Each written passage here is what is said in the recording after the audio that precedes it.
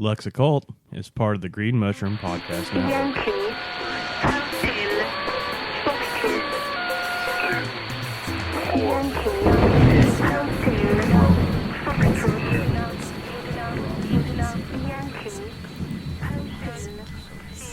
In Underworld, DeLillo said it's not enough to hate your enemy. You must understand the ways that you bring each other completion. It's been happening again. Who will stop it? A silhouetted shape looms large, its geometry dripping with the world's tears, a pantomime of confusion blooming, gentleness cast into unfeeling hands. But we were always meant to meet this way, to stand toe to toe and pull each other across an invisible line. We are a dynamic equilibrium, sad, strange attractor, an embarrassment of synchronicities, an untenable balance waiting to be reconciled in the violence of a new star. It's been happening again. Who will be there to witness? Cal Anderson is climbing the stairs. The ascension is underway. The mysteries revealed. An apotheosis. And again, we meet again for the first time. That was Again We Meet Again by Sally Forth. Hello and welcome to Lux Occult. This is the podcast where we gleefully taunt the mundane, butcher the Latin and most other languages, and also discuss a variety of occult, esoteric, and adjacent concepts, exploring the intersections of magic, science, art, philosophy, technology, and so much more through the lens of chaos magic. This is occultism for everyone. I'm your host, Lux Estrada, and if you're hearing the sound of my voice, that means that this show and magic are for you if you want them. There are a lot of different ways to be more free in the world, and using magic or making space for a spiritual practice in your life can be one of them. As always, I don't speak for anybody but myself. People can, will, and should disagree sometimes with the things I or my guests say on the show. How we ever learn anything if we were all in agreement on all things after all? Unlike those who attempt to be reasonable should be willing to do, I can and often do revise my opinions or thoughts about things based on new evidence. Very excited to share an amazing conversation I had with Lee Harrington, author of Sacred Kink, Becoming Your Own Beloved, as well as many other titles about practices which can be used to explore altered states of consciousness and different ways of experiencing the body for magical, spiritual, or personal purposes. It's a great conversation. I'm really stoked to share it. Been wanting to talk to Lee for a long time, so I'm stoked that it's finally happened. We get into ritual, psychonautic exploration, body magic, kink, and more. We also talk a little bit about Lee's personal magical practice and his patron deity, Bear, which is really cool stuff. During a break, I'm going to honor surrealist artist and spiritual ancestor Claude, otherwise known as Uncle Claude, and we'll get into the story of the soldier with no name. There's also a fun digression as part of the listener mail segment after the interview, in which I will answer a listener question about how I conduct bibliomancy and take us down a little rabbit hole about randomness, which includes one of my favorite topics of interest, number stations. I'll also share an update about what we have going on with the Green Mushroom Project, a large-scale group working which you can be a part of, as well as Void House, our newest experiment/adventure in which we are creating a consent-forward space to conduct magical work both in person and online, as well as providing consent education, opportunities to the magically inclined, and investigating the magical, healing, and alchemical properties of consent. Thanks so much to everybody who attended our Magic and Consent workshop last month, which was produced by the Consent Academy. That is still available to be viewed on our Discord server for a little while longer, so go ahead and get on that if you are interested in doing so. We have a lot of really good stuff to get into here today, so let me just take care of some quick housekeeping and remind you that if you like the show and the other work that I've been getting into, you can support it on Patreon, and if you do so, you can take a bibliomancy break with me. There are no tiers or levels or whatever, so give as you will. And just a quick note with Patreon, give it about a month or so that Patreon will actually charge your card before asking the bibliomancy question, but I would be happy to conduct that reading for you. Buy Me a Coffee is an option for those who wish to show their support with a one-time donation. Thank you so much to everybody who is already supporting the show in whatever way you're doing that. Listening is also a great way to support it, so thank you also for listening. Your support and your being here makes this show possible by allowing me to cover the expenses associated with making it, thereby justifying to myself the time I spend, and having listeners is of course key as well. I really appreciate the opportunity to be making this thing, and having the resources necessary to reach you all today is an integral part of that, so thank you. Although I'm quite introverted, I think. I used to say I'm sort of introverted. I think it's more accurate to say I'm very introverted. I don't use social media very much due to this. I'm not there checking on stuff every day or anything like that. Honestly, there's some days where I just can't handle it. But that certainly doesn't mean that I don't want to hear from you all or anything like that. I'm beyond lucky to have such amazing listeners, collaborators, cohorts, co-conspirators, etc. I always welcome people's thoughts, questions, comments, suggestions, or arcane revelations. You can reach me at luxoccultpod@gmail.com, or you can hit me up on Instagram at luxoccultpod. Alright, allow me to now set the table for today's delicious conversation by properly introducing my guest. Lee Harrington, he/they, is a spiritual and esoteric authenticity educator, gender explorer, eclectic artist, and award-winning author, and editor on erotic and sacred experience. He brings a combination of playful engagement and thoughtful academic dialogue to a broad audience, and believes we are each beautifully complex ecosystems who deserve to examine the human experience from that lens. Beginning as a peer sex educator in his teens and occasionally teaching relationship and kinky sexuality courses from the late 90s through 2003, Lee transitioned out of the nonprofit world into this adventure with uncertainty, followed by excitement. Since then, Lee has had the opportunity to teach at universities, sexuality conferences, and within alternate sexuality communities across the United States and all 50 states, Canada, England, Germany, Ireland, New Zealand, and Australia. He's taught over 1,100 classes to date, which makes my mind boggle a little bit, with, of course, more being set all the time, ranging in topics from gender paradigms to accessible medical care, effective teaching skills to erotic authenticity, embodied rope bondage to sex magic, relationship communication tools to dominant submissive power exchange within culture at large. Lee's nonfiction books include Transversing Gender, Understanding Transgender Realities, Shibari You Can Use, Japanese Rope Bondage and Erotic Macrame, Sacred Kink, The Eightfold Path of BDSM and Beyond, Playing Well with Others, Your Field Guide to Discovering, Exploring, Navigating the Kink, Leather, and BDSM Communities, co-written with Melina Williams. More Shibari You Can Use, Passionate Rope Bondage and Intimate Connection, The Toy Bag Guide to Age Play, and Become Your Own Beloved, a guide to delighting in self-connection. Alright, fuck yeah. Well, I will be back during a break to talk about Green Mushroom Project and Uncle Claude and more. But now, without further ado, let's jump into my chat with Lee Harrington.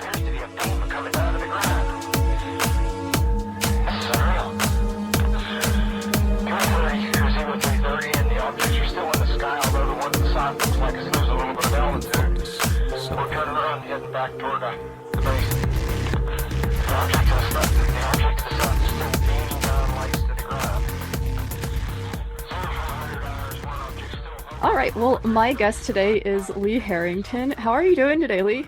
Oh, I am fantastic. I am feeling really grateful right now for having gotten to spend time with friends and getting to have some really quality experiences.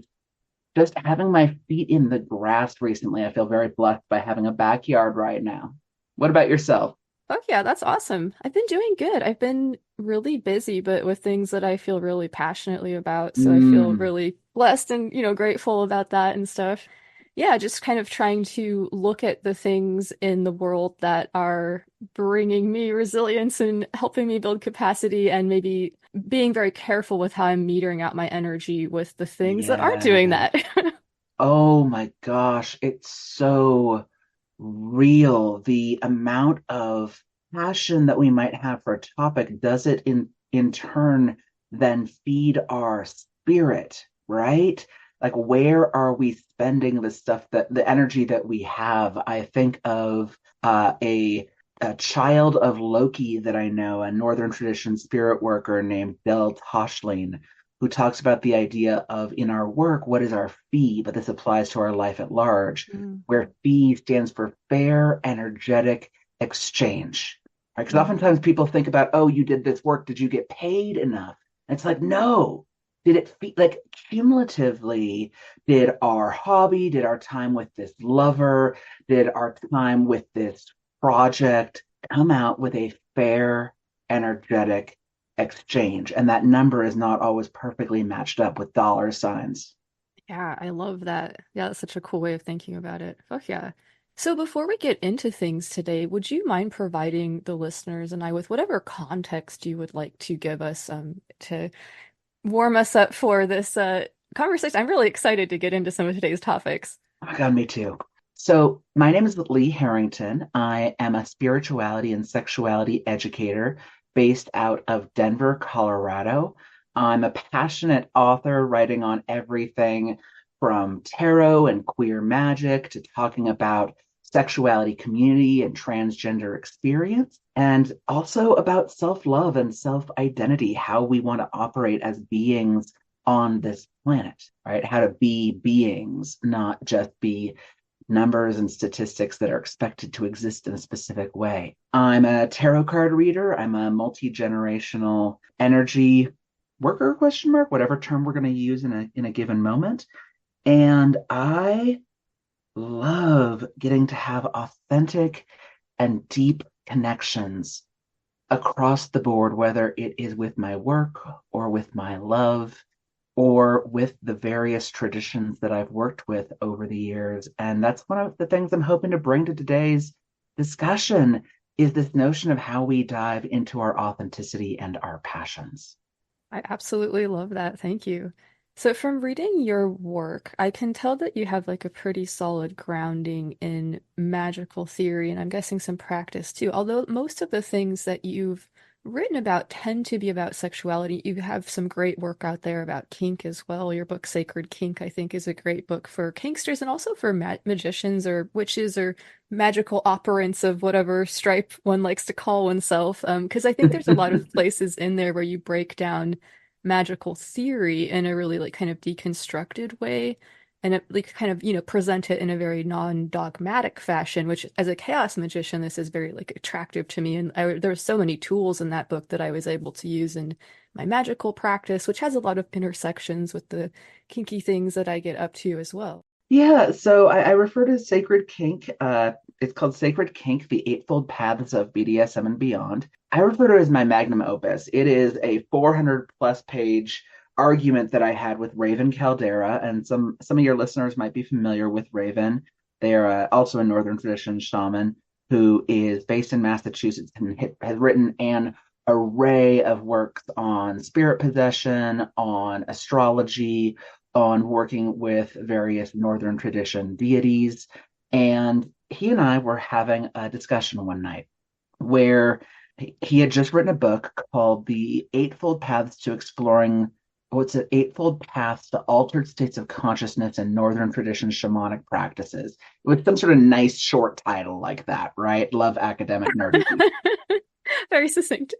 Right, it's very succinct, but it is what is in the like it's what's on the wrapper is what is in the essay, Sure, right? it is Like descriptive too. it is descriptive. And I said, "Oh my gosh, Raven, what you're talking about, the 8 different major routes that in most religious practices worldwide people reach altered states of being is also how that happens in our sexuality practices.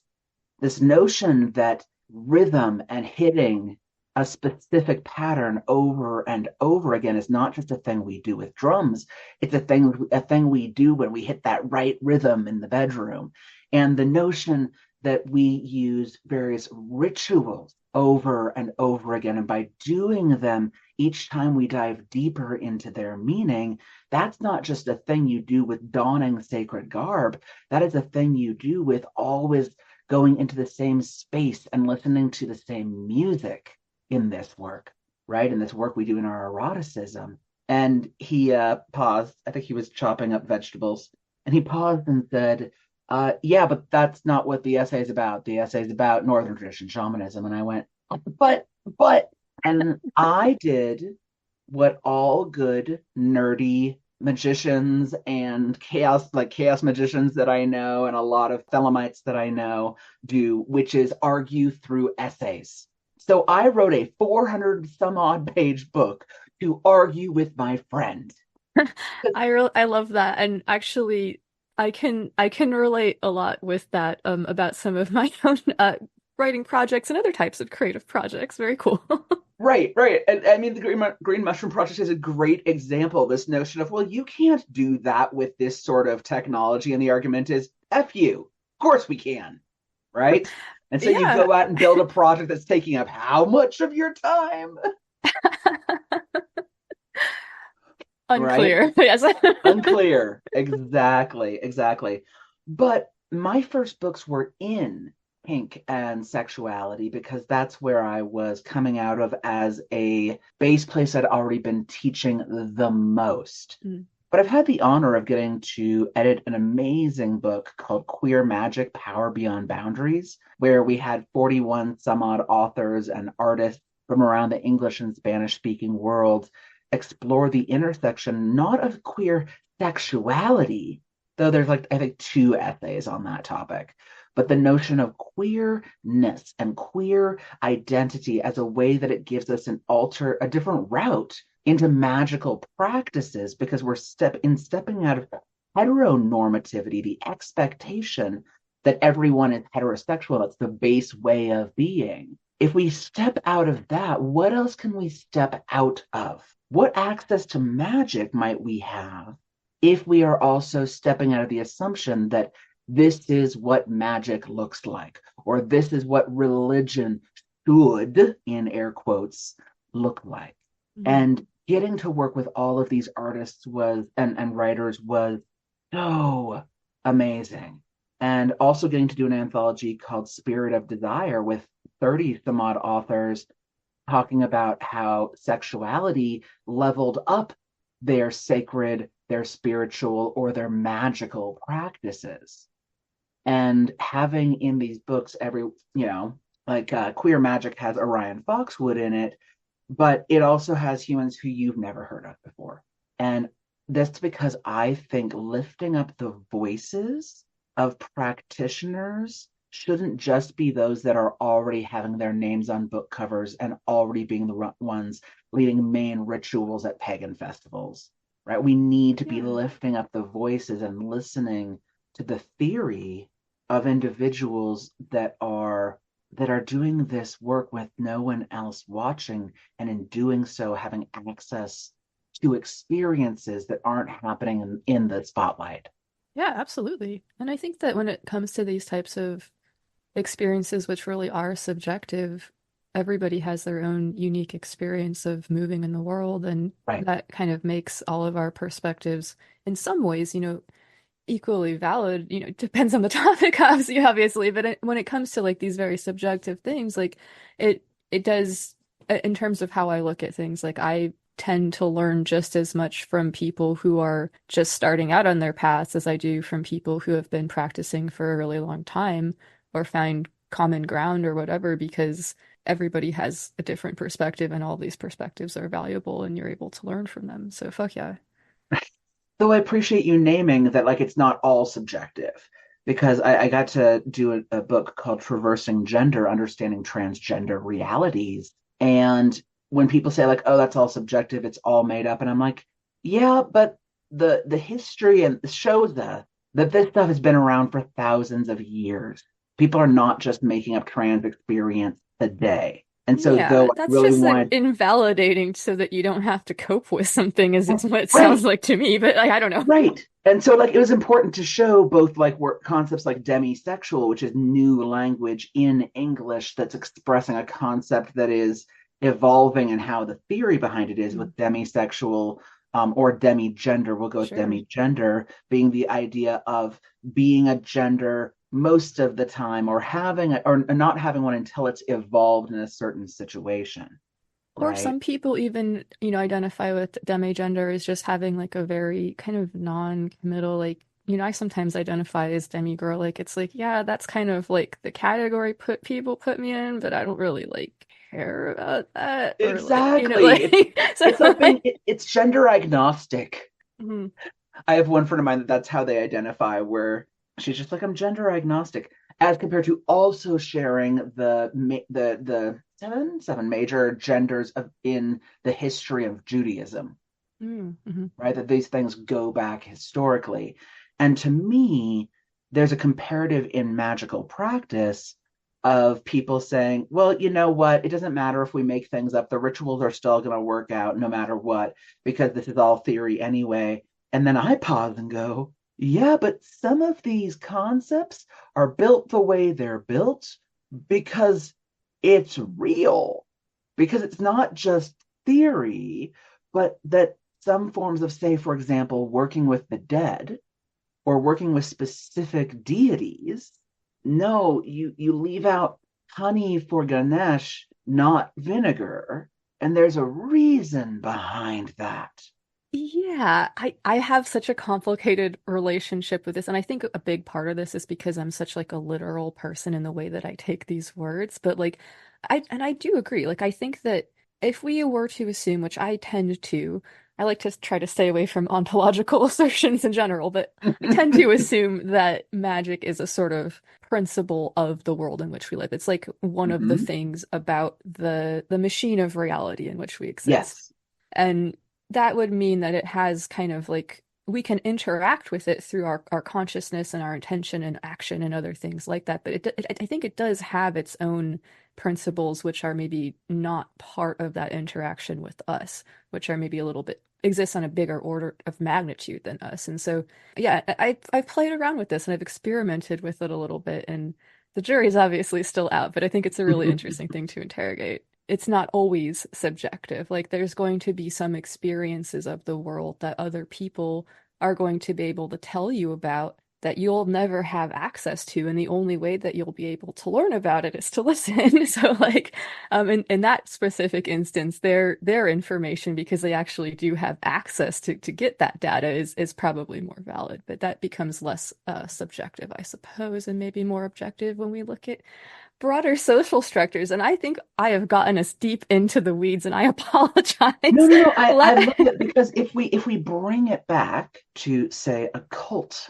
workings, it becomes the question of why are specific incantations, or why are specific ways of having colors that are worn, or why are there specific ways that, say, the lesser pentacle working, right? Why is it done in a specific direction and not the other direction? Or same thing with working with the iron pentacle out of fairy tradition. Why is it cast in a specific direction? There's oftentimes a reason behind it. There is a logic behind it. There's a pattern behind it. Mhm.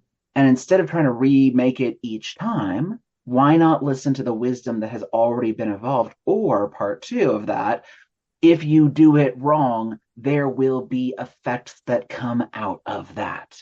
Yeah.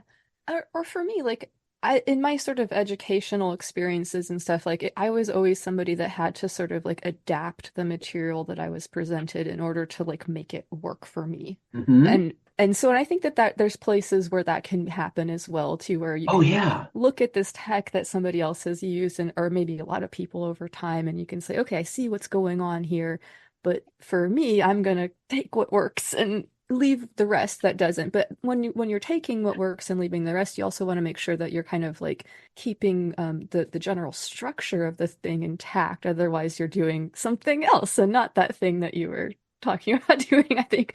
But yeah, Right. absolutely. Yeah, and I mean, I think of that with the Iron Pentacle, that you're supposed to take the energetic body and go down in one direction from the crown and go. And I kept on trying to do it. I kept on trying to do it, and it wasn't working. My energy was not flowing in that direction, and I'm like, what the F? And T. Thorn Coyle was doing a piece on this, and I asked her, I'm like, but it's I said her that it's, or said to them, I'm not sure. Anyway, I said to them that I tried to do this, but it almost feels like the other direction works better, and I can't even access the first one. And they said, "Do you have anything going on with the Southern Hemisphere?" And I said, "Yeah, that's a lot of actually how I look at if you have a place of the heart, a heart place, it's very much Hmm. in a part of Australia." And they said, "Yeah, Okay. that's why. You're Yeah, you're fine." just spinning backwards. Okay. Because there is a way that the blood being filled, being water, if water spins in a different direction in different parts of the world, it's not understandable how our energetic flow of the liquid of our essence might flow in a different direction too. And I'm like, huh, yeah, that's worth pondering. And it's like 20 years later and I'm still chewing on that shit. I love that. Yeah, there's things like that that people have said to me that I'm like, and honestly, some of them I heard at the time and they meant nothing, but now it's like I can't get it out of my head because of how prescient it is or whatever. Yeah. So for people that don't have context surrounding this, because I think there's a lot of people who listen to this show who are very perhaps well versed in magic, but and might actually be doing things that other people would contextualize as kink, but maybe not contextualizing Mhm. that as that for themselves. In much the same way that people who are into kinky practice might be doing things that others would contextualize as magic and maybe not looking at it that way as well. I Yeah. think that there's a lot of intersections here, which is one of the things I like so much about the Sacred Kink book. But like, maybe we could talk a little bit about just a little bit of general context about this idea of using the techniques, tools, modalities of kink practices for psychonautic exploration. So kink has a couple of different definitions, as it were. And one that's most commonly used is the idea of, is this thing you're doing considered, quote, not normal erotic or sexual exploration according to culture? If normal sex looks like X, Y, and Z, are you doing something other than normal sex? Can be a little So, confusing, right, about what normal sex is, right? But right, yeah, yeah. right. Because, say, rewind 30 years, pinning people down and having like wrestling in the bedroom is like, oh, that's a little taboo. And nowadays, I'm like, it's in every movie you see. It's in like PG-13 movies. That's in like I feel like you could see that in like Right, sitcoms and stuff on TV. I don't right. know. Yeah. Or nowadays, historically, wearing a corset, it's just what you do every day. Nowadays, oh, you're going to wear a corset? That's spicy.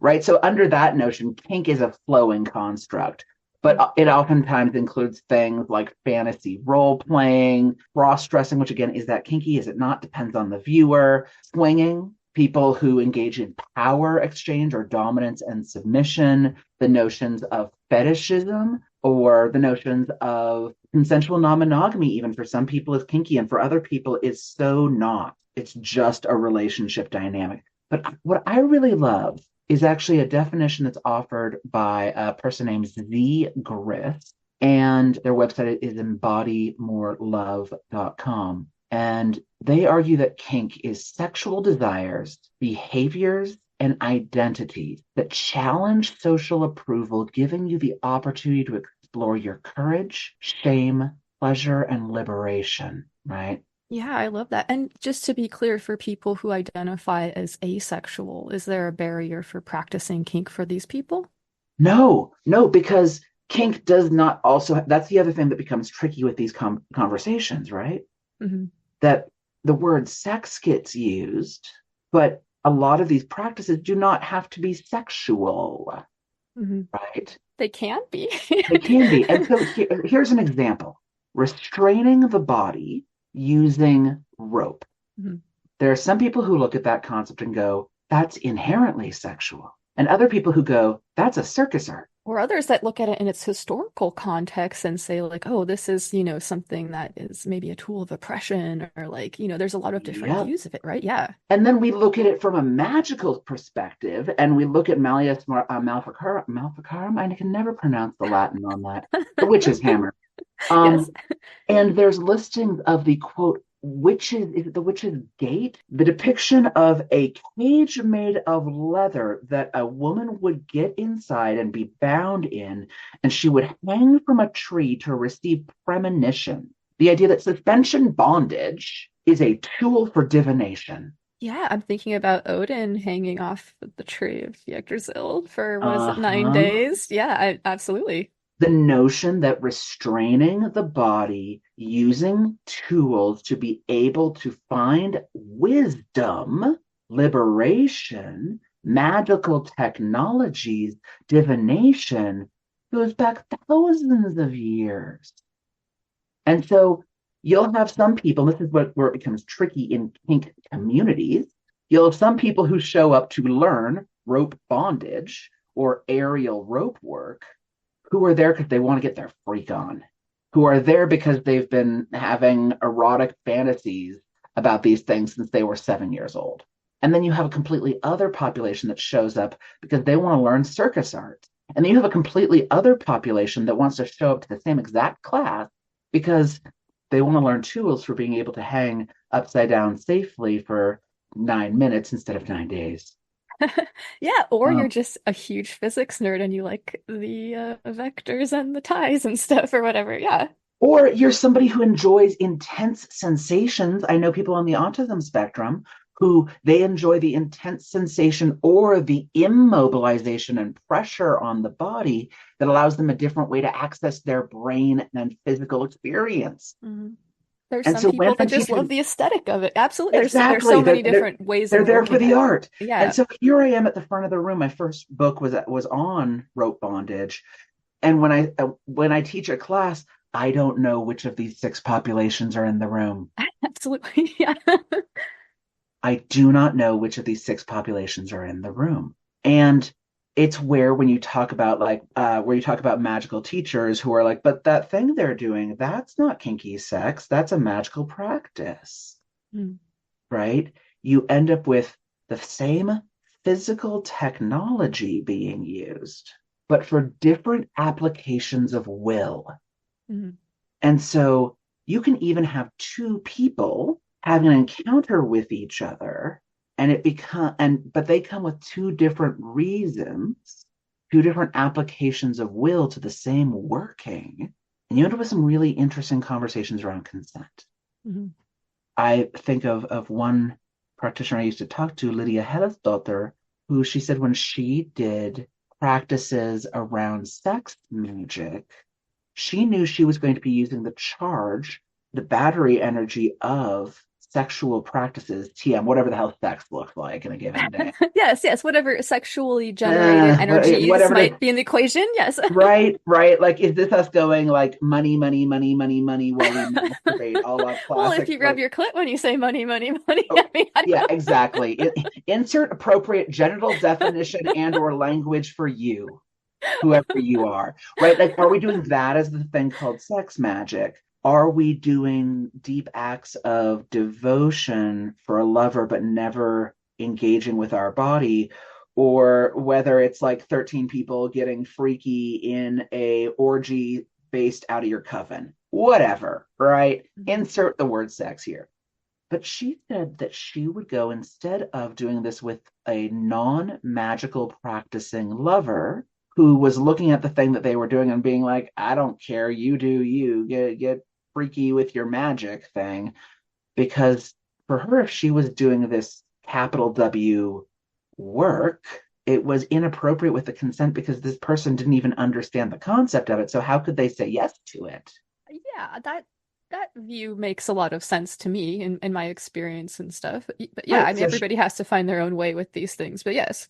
So she would go to sex workers in her local area that she had built an established relationship with, where she had sat down and gone, you know what, you are not yourself magical practitioners with magic spelled with a K in this case. You're not magical practitioners. However, I'm going to spell for you the notions of what energy looks like. And she did it in language that she could explain to these workers, right? Mhm. And say, have you ever had clients that drain you more Mhm. than was, again, going back to fee, right? Than the standard. And it felt then like they were putting tethers into your body and kept draining you even when they weren't there. And these ladies were like, yeah, we absolutely know those guys. Right. And I don't know that this is the exact conversation. This is a conversation I've had with sex workers. But like this is, and so she walked through different concepts and they went, okay, we get it. We understand this missed the energy thing now. And then spelled through all the other pieces. And these women weren't practitioners, but suddenly they had the understanding. But it took time to build that relationship. Mm. It took time to establish consent under Lydia's lens of consent. Yeah, I love that. And I also love the idea that like through these consent practices, you're also if these folks want to like, take them, you're offering some tools that they might be able to use too.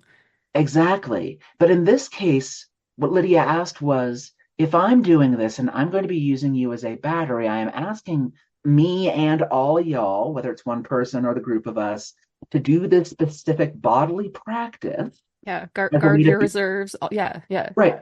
If we're going to do this, and I am going to be using this energy, right, and I'm going to use it for this kind of stuff, what fiscal recompense feels fair and appropriate to you as a way to be able to compensate your time and energy? Yeah, I love that. And by being able to lay down a couple €100, she was able to go, oh, this feels fair to everybody, and we have established consent. And to me, there's a parallel to people who do mystery or in parts of mystery tradition, that you don't know exactly what the outcome is going to be or the details of working you're going to do with your group is, but by going through and learning the levels of these different ritual practices, by going through and understanding the workings of the thing you have or part of, you understand all the nuance that you're consenting to, as compared to when I've gone to general open pagan festivals and people are like, okay, so what we're going to do is a ritual that involves interacting with the Fae and go. And I'm like, hold on a second, what? Yeah. How am I supposed to consent to that if I don't have You've given me no information. Right. Yeah. Right. Or even less, we are going to do a ritual together. Or people just start doing a thing. And I'm like, what is even happening? Mm-hmm. Because you've asked me to consent to something that I have zero context to. Yeah, I mean, in a ritual context, like we're being asked to sort of like align our wills to conduct this work together, and how can we really do that without coming to a common understanding and agreement about what that's going to look like, which to me is very much what consent is. Right. And that we have a choice, whether it's in getting freaky in the bedroom or whether it is in a getting freaky in the wilderness or whatever. Getting freaky in the wilderness, getting weird in the park, whatever people are up weird to. in the park. Oh my God, that's hilarious. Right. Whether we're getting weird in the park together or freaky in the bedroom, there's a couple of different approaches to a notion of consent. Is it that one person says, this is the thing we're doing, and if you don't like it, you can leave? Option one. Option two, we come up with a general framework, and everybody says either, yes, I'm game, or other people say, you know what, to be game, here's some add-ons or ideas. Mm-hmm. Right? I'm willing to be part of this ritual. It sounds really nourishing. However, I'm not hearing you closing out and saying goodbye to the Fae. And I don't want them to stay in this space. Yeah, or we haven't like given them an offering, or even there could be more pragmatic things like I can't stand for this long. I'm a disabled person that needs accommodations or something like that. Exactly. And so it becomes a collaborative effort so that we're all on board for safety reasons or for success reasons. And then that's completely different than working from the base with consent of everybody saying, instead of this is the ritual we're doing, how do we make it good? It's this is where we're going. What ritual can we create together that will get us all there for the greatest good, not just of the working we're doing, but our community or our world? And it becomes a question for me when people talk about consent, whether we're talking again about getting weird in the park or freaky in the bedroom, which model of consent are we talking about here? And if it's the first one, show up, we do the thing, if you don't like it, leave, is that actually doable?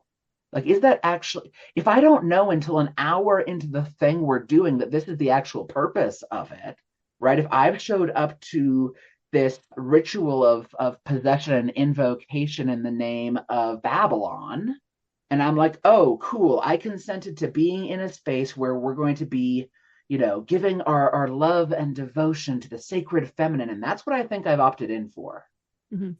But I'm an hour into this ritual where we've all been breathing and incanting the exact same tones so that we're able to slowly reach a hypoxic state, and we're all going slightly loopy with it. But on top of that, we are pulling up a specific flavor of energy until that is being cast towards a person who is waiting, who is now holding and being possessed by Babylon. It's like, oh, I thought I was here for theory. I thought I was here for metaphor, and I thought I was here for worship. I didn't actually consent to this thing because I didn't get it. Mm-hmm. Right? We were using the same words for two different meanings. Yeah, absolutely. Foxtrot, 3, Romeo, 2, 2, 4, Yankee, Romeo, 7, Bravo, Delta, Quebec. Greetings, it is I, Luxa from the future. Thanks so much for listening. I hope you're enjoying the episode so far. We're going to be getting back to the rest of my chat with Lee Harrington soon to talk more about ritual, sacred kink, and more. When we come back, I'm going to ask about risk profiles, and we'll get into a discussion about consent and working with deities. Lee will also share about working with his personal deity, Bear. After the interview, we'll get into some listener mail and shoutouts, as well as a few final thoughts. And now, let's go ahead and honor this spooky time of year when, as they say, the veil thins or whatever, but I think that this type of work is perennially available to us. The idea of honoring those who have come before us, who have been inspirations, who we feel a spiritual connection with. The spiritual ancestor that I'm going to honor is Claude Cahun. Their last name is spelled Cahun. It's a French word, though, so I am confident I'm pronouncing it improperly. So Claude was born on October 25th of 1894 in Nantes, France, and was a French writer, photographer, surrealist, and performance artist who was largely written out of art history until the late 1980s, when her photographs were included in an exhibition of surrealist photography in 1986. So she's known for her self-portraits that portray her as an ambiguously gendered person. Thanks to Wikipedia for that little intro. I'm going to read an article from MoMA.com written by Alex Zivekov. Sorry, Alex. In 2022, because I think it's a nice encapsulation of what Claude was up to artistically, and it also provides some good biographical overview stuff. So Alex starts out this piece with a quote from Claude. "The abstraction, the dream, are as limited for me as the concrete and the real," wrote Claude Cahun. "What to do? Show a part of it only, in a narrow mirror, as if it were the whole? To show the whole of life, Ka collided dreams and reality across writing, photomontage, sculpture, photography, and performance. Through different mediums, the artist explored how symbols of fantasy like masks, dolls, and props altered and disturbed everyday situations. For Ka, one reality was not enough, nor was one medium. Perhaps most surprisingly, nor was a singular creative voice. Ka is best known for striking photographic self-portraits, yet these personal images were often produced collaboratively with Marcel Moore, Ka's lifelong creative and romantic partner. Similarly, Claude's memoir, Disavowals, is illustrated not by works produced independently, but by photo collage made by the couple.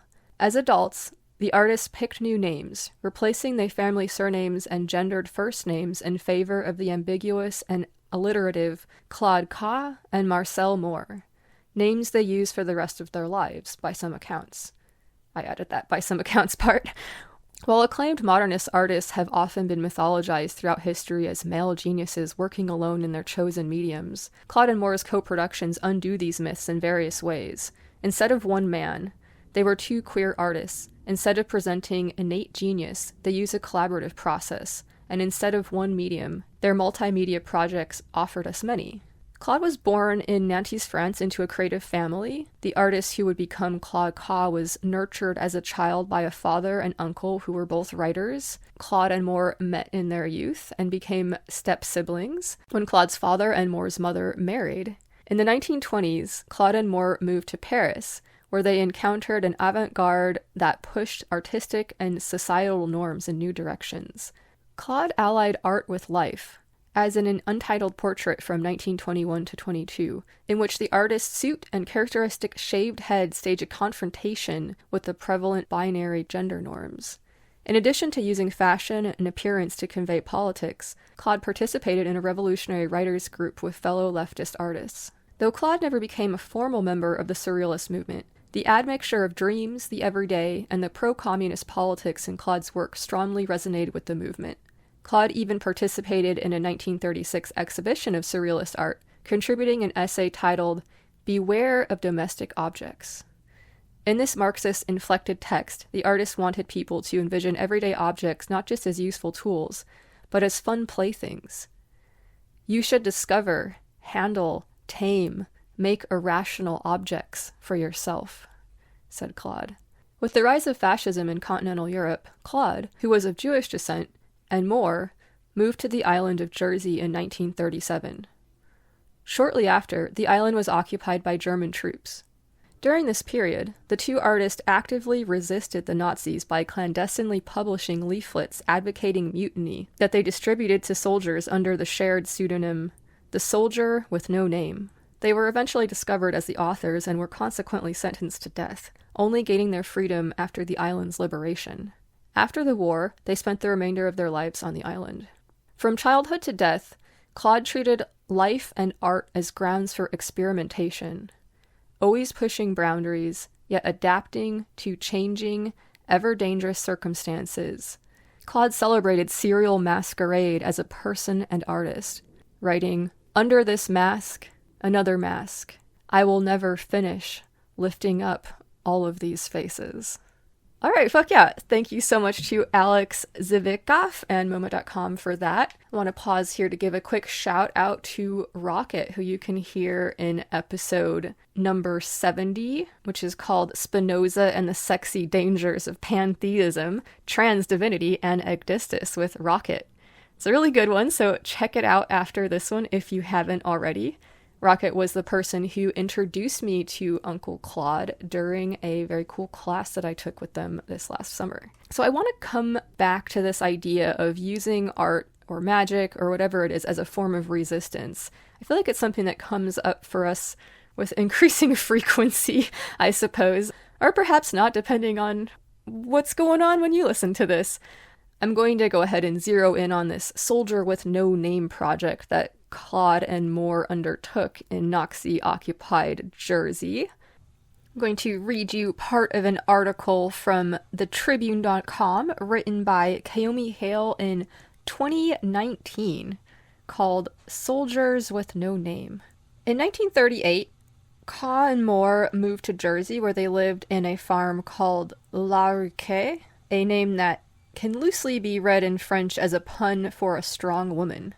Following the Nazi takeover of the island in the summer of 1940, they launched a campaign against the occupying forces. They used a radio set, which was banned on Hitler's Jersey, to follow the war and began writing anti-fascist pamphlets. Moved by their conviction that the working class should be linked by international solidarity and not nationalism, Cahun and Moore published 2,450 leaflets under the pseudonym Der Soldat ohne Namen, The Soldier with No Name. These included photo montages, poetry, and imagined dialogue from a Wehrmacht perspective which encouraged soldiers to desert or revolt. One example attempted to psychologically undermine the Nazi war machine. So here's a sort of back and forth, little dialogue here of this soldier with no name. Alarm? Alarm. Why? While Berlin burns, while our towns fall in ruins, while the foreign workers and refugees plunder our villages. Alarm? What for? So that the officers, when frightened, like in Stalingrad and Tunis, want you to protect them with your lives, so they can escape? Alarm? What for? So that you don't have time to think. Why? Why? Spectre. Because you have all been brainwashed. Yes, we were in 1918, and this time it will be longer and more bitter than ever. Read every week the paper for soldiers without a name. All right, returning to the article here. Dressed as middle-aged women, Cahun Moore distributed the leaflets and pamphlets in areas of Jersey that were popular with German troops. They were slipped into the boots of German soldiers in clubs, into cigarette boxes on sale, and even scattered at the cemeteries where soldiers would bury their dead. As the pendulum of the war shifted towards the Allied forces, an extensive investigation in 1944 unmasked Cahun Moore. The two were arrested and sentenced to death. Though their sentences were commuted just before the liberation of the island, Claude's health had deteriorated from the experience of incarceration and died on the 8th of December, 1954. Moore continued to live in Jersey after Claude's death, living in relative isolation until her suicide in 1972.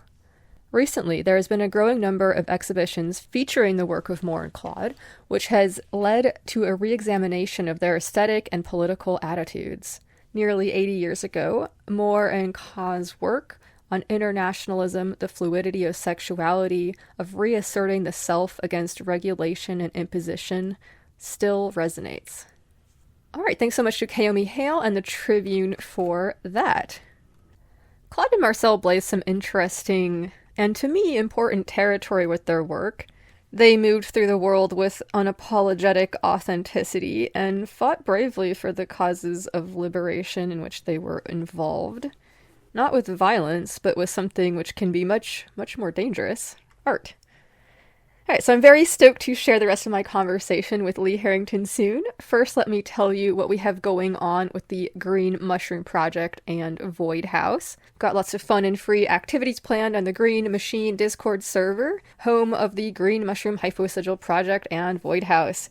You can join us for our weekly Fungal Friday chats about a variety of magical topics, as well as special events like ceremonies and seasonal celebrations. We also have a monthly rune study group and a book club in which we are unpacking slowly and luxuriously Aidan Wachter's book, 6 Ways.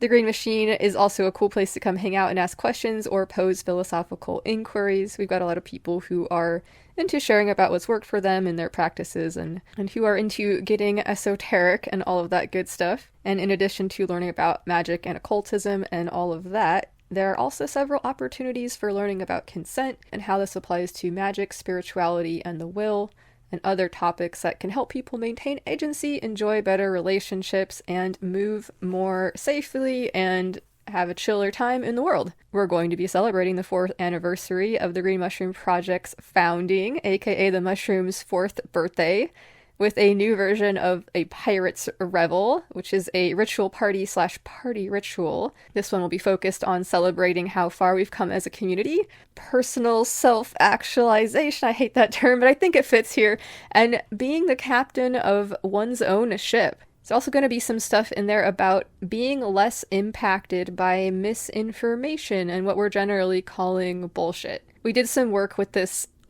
year and last with John Carpenter's They Live film as part of a thing we're calling Project Specs. We were using that film as a jumping off point for some pop culture magic. We enchanted some sunglasses as part of a group ritual that are sort of analogs to the ones that Rowdy Randy Piper wears in the film.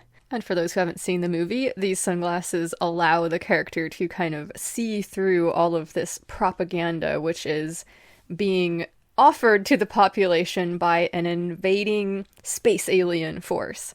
I'm given to understand that the movie was made as a sort of response to Reaganomics, so there's all kinds of interesting parallels that we're seeing pop up with it. Thanks so much to everybody who's been helping out with that, who's been helping to put the little ceremony together. Everybody is welcome to join us for the fun on October 25th of this, the year of Our Lady 2024, at 9 p.m. Eastern on the Green Machine Discord server. You can reach me at luxoccultpod@gmail.com or get me on Instagram at luxoccultpod for a link to that server.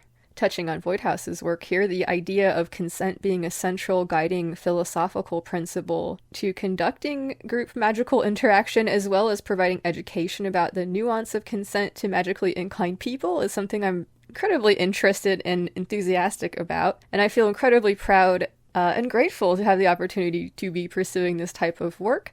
So thank you so much to everybody who has been assisting with those efforts, and to those who have been showing so much enthusiasm for this way of doing things. Fuck yeah, gratitude. All right, well, we've got lots of awesome stuff to get into here with the rest of my conversation with Lee Harrington, so I won't keep you from that any longer, but I will be back after to do some listener mail and shoutouts and talk a little bit about number stations, randomness, and more. Cheers.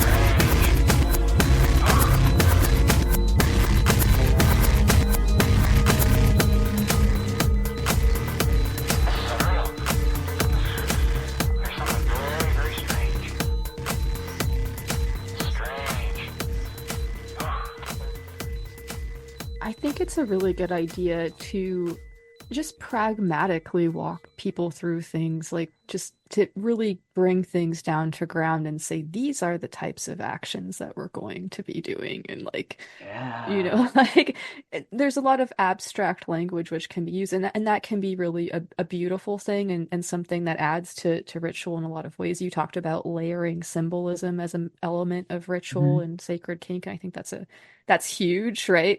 But sometimes this layering of symbolism, it can exist within the container of the ritual or of the kink scene or whatever other type of container you're using it in, and not be an interference to speaking about things in a very like straightforward way outside of that in order to establish consent.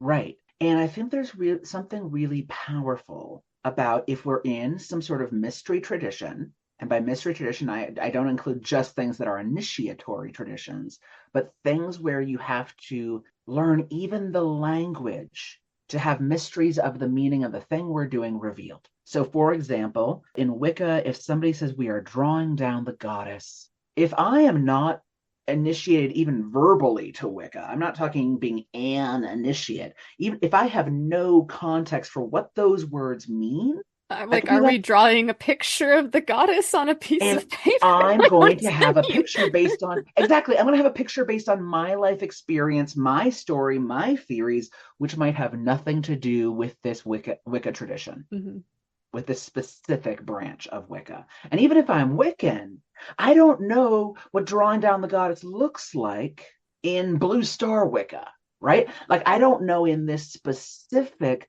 sub-tradition of a thing called Wicca what drawing down the goddess looks like.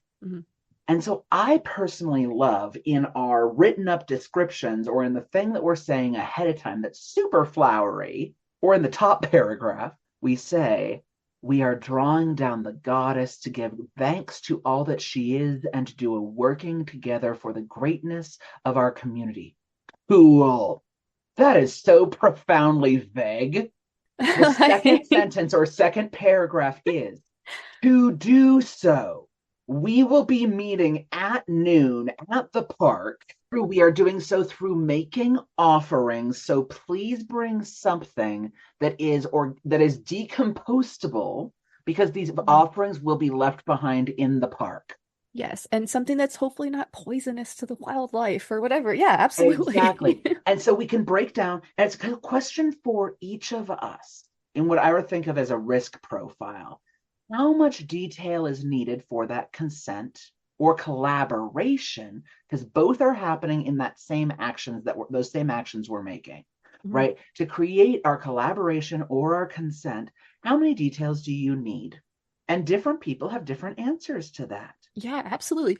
I'm so glad that you brought up risk profiles, because this is something that I'm thinking it would be really cool to sort of adapt to magical practices as well as kink practices. And I think that that's a really cool tech that could be adapted in a lot of different ways. So I hope you don't mind just kind of like breaking down that concept for people who haven't heard that word before, or that phrase before.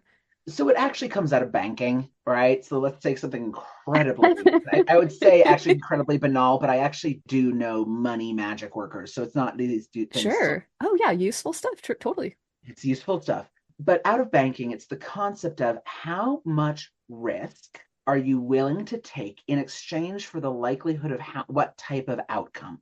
And are you risk averse? Are you risk prone? Or are you game to have, like, are you I definitely am willing to, like, I want to go with the risky things. I am willing to go with the risky things. And beyond that, I know the risks involved in this thing, or at least I Mhm. believe I do. Sure.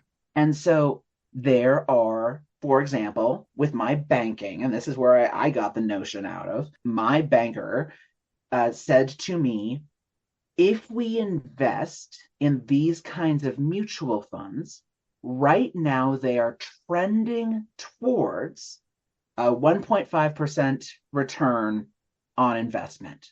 However, because the market has been fluctuating due to politics, we can't guarantee that. And I was like, thank you so much for breaking that down for me.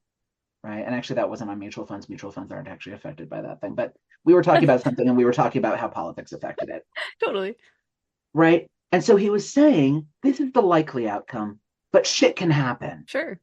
Are you okay with doing things where shit could happen? Hmm.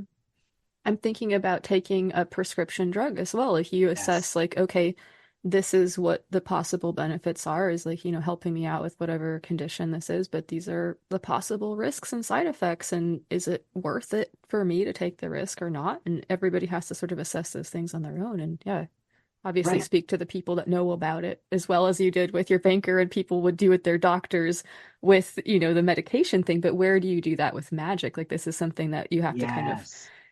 or with Kink too. This is some really Mhm. personal things that you have to sort of like assess for yourself, and I think it can be a really productive and a really like generative tool for introspection to sort of like just really feel out like, okay, well, what do I actually like, what am I actually looking for, what would I actually like risk for that, what or not, I think it's a yeah, very cool. And to also know and have compassion for yourself Mm. if you find out later on you didn't know all the risks. Because, for example, I live a complex medical reality as a human being. And I've had specialists not have actually looked at all of the medications I'm on and the history of all of my medical realities. They've just looked at what applies to them.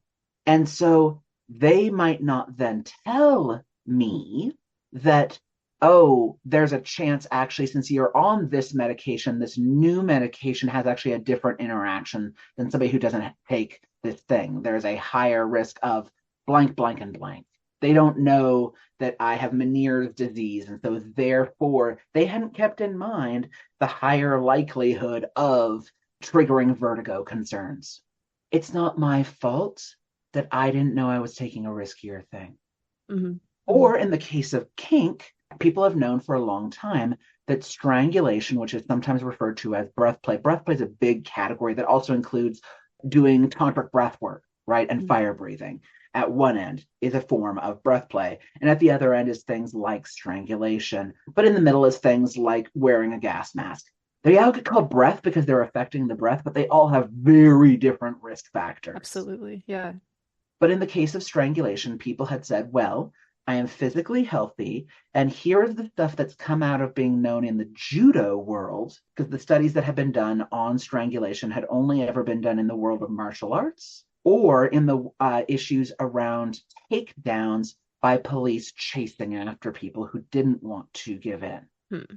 And so people were like, well, these are the two sets of studies that we have. I'm going to risk this kind of play because these are the studies we have, and I'm willing to go with what we have based on these studies. But now, 20 years later, new studies have come out of Brazilian mixed martial arts showing that repeat chokehold are leading to like a variety of types of brain damage, as well as concerns of stroke for people who literally have not done those kinds of martial arts moves in years. Mm. that it has been shown now to be cumulative as well as not immediate, that you could have these responses 6 years later if this was a cumulative activity that was done. And what cumulative is varies profoundly based on different people's physiology.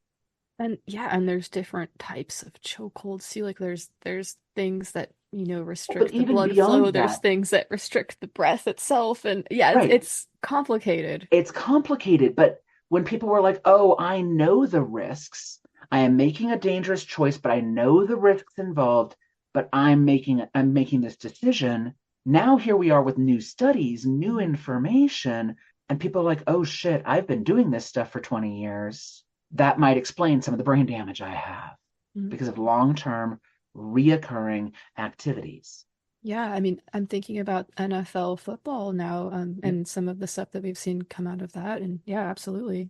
Right. And then if we look at that to what is popular in media, I know people who are like strangulation isn't kinky.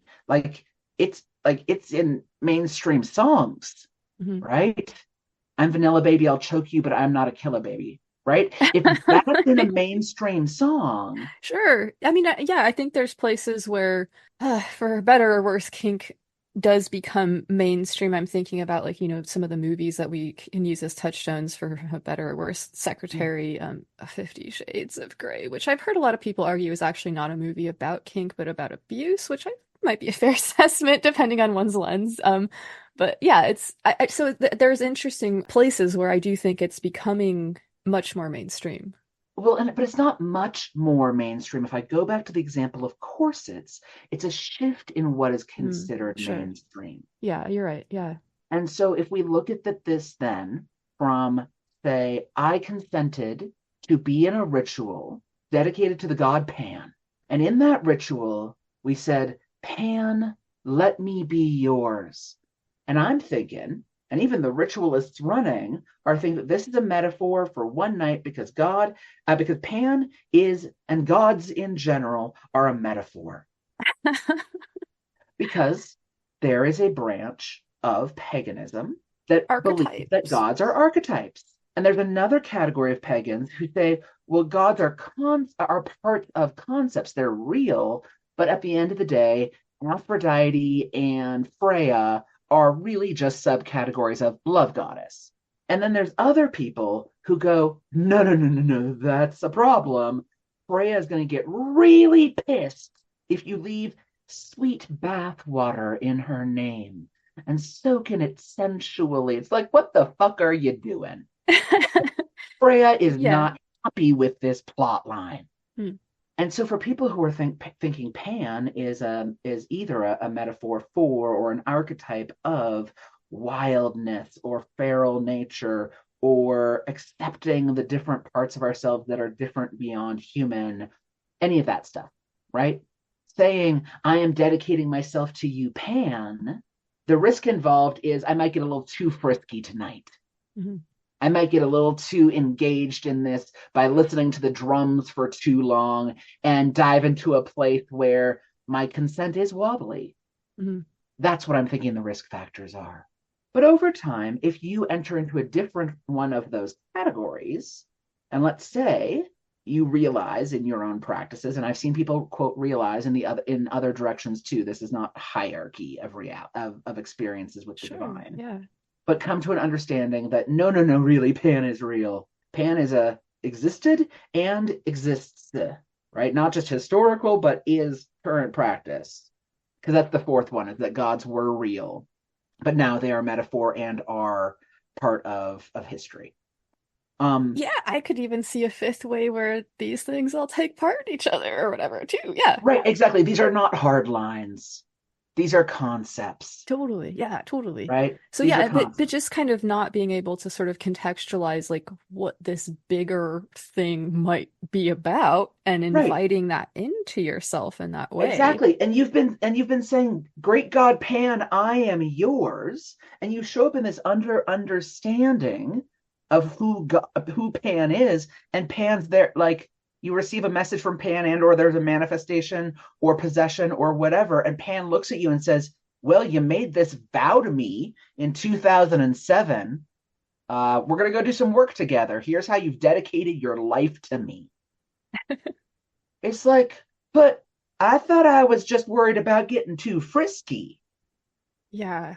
This is one place where, it's always really good to be very succinct with your intentions in a ritual. I mean, studying legal language and studying like kind of older ways of doing magic from like, the PGM or other places, like a lot of the language that's used when addressing the gods, it does sound very like legal. It's very like, making because you're in theory, right? You're kind of trying to communicate with something that's very different from yourself, perhaps. So like the more clear you can be, the less nuance you have in that communication, the less chances there are, the less risk there is, perhaps, of Mhm. your own consent or other, whatever of consent going wrong in that situation, maybe.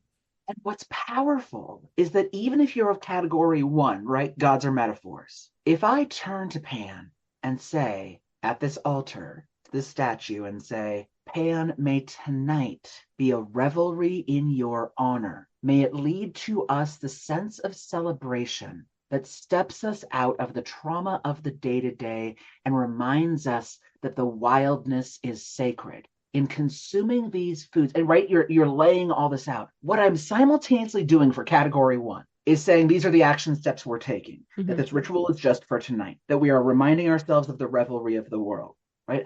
What I'm doing is not just for category three, hey, Pan, here's our legal contract. We're also saying for categories one and two, this is our will and intention. Mm-hmm. These are the action steps we're taking.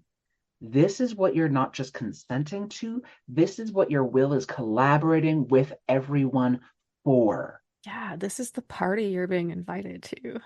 Right. We all know what we are up to. And taking that legalese and going step by step is so powerful. And it's interesting that in the world of kink, there is a construct called negotiation. Yes. And negotiation can be incredibly formal or incredibly lax, or can be of a format called opting out, which is the construct of opting out, which is I consent with you, person who I'm going on a journey with, that I will tell you if there's a problem, but beyond that, I say yes, which is a specific type of consent that takes trust and ups us pretty high on that risk profile.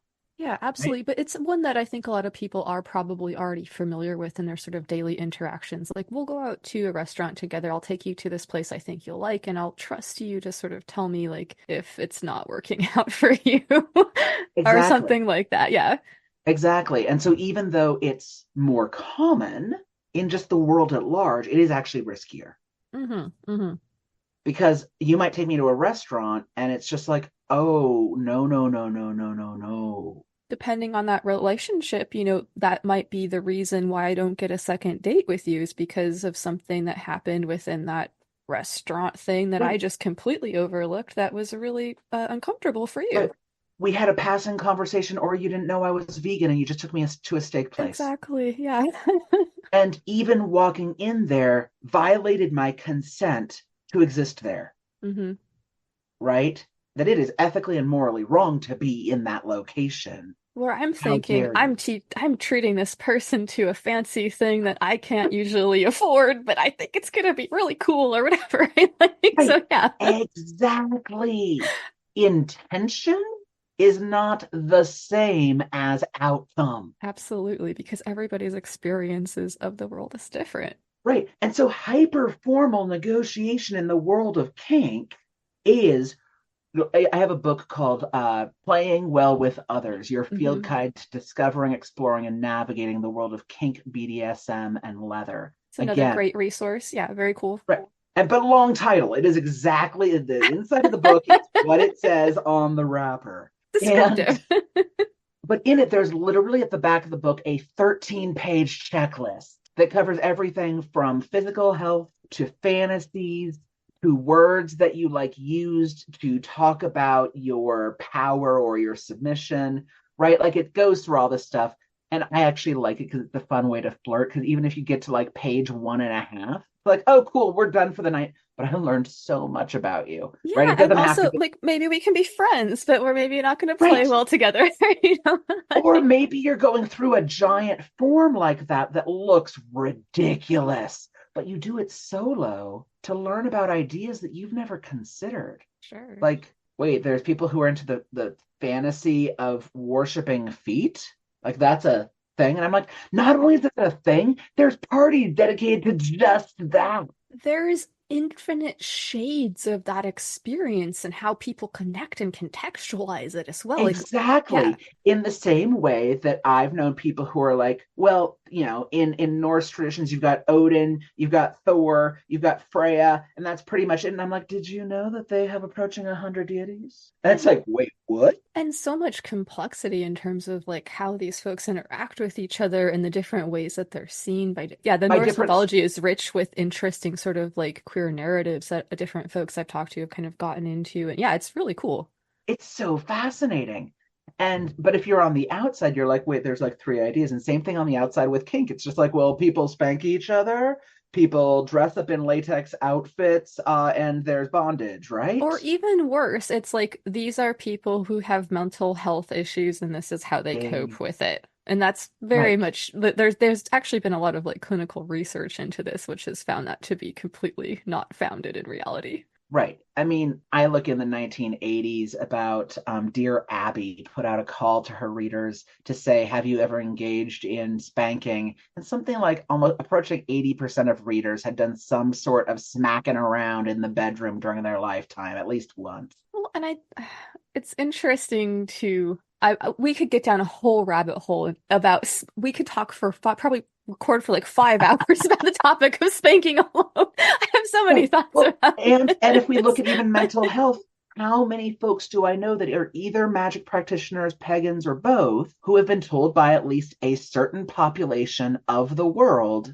you are mentally ill, you Sure. need to be on psychiatric medication of some sort, you need to be separated from the world at large, you need to be removed from being around children. Or even just things like what you think is stupid and Uh-huh. it's not good because it doesn't fit into my kind of conception of how things work or whatever. And I Right. think it's going to be a bad thing for your life for that reason or whatever. And what is edgy, what is extreme for a magical practitioner and for somebody kinky or exploring these notions is profoundly personal and based on personal life experience. Hmm. That for some people, saying out loud, I would like to be in this one sexual position because it feels good. Saying those words out loud is so edgy, is so extreme. Yeah. But And also for can be an other, act of liberation, right? or an act of right, well, it can mean a lot. That's what I'm saying. Is it can mean a lot of different Yeah. things. Yeah. But I'm just saying it can be the edge. And for other people, it's like, why is that even a thing? Hmm. That's uh, like what?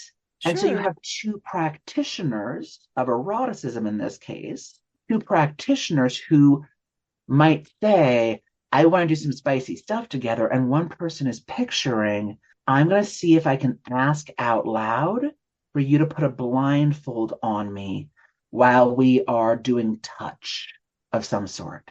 And the other person is thinking, yeah, so we're going to do some kinky sex. So I've got my collection of whips over here.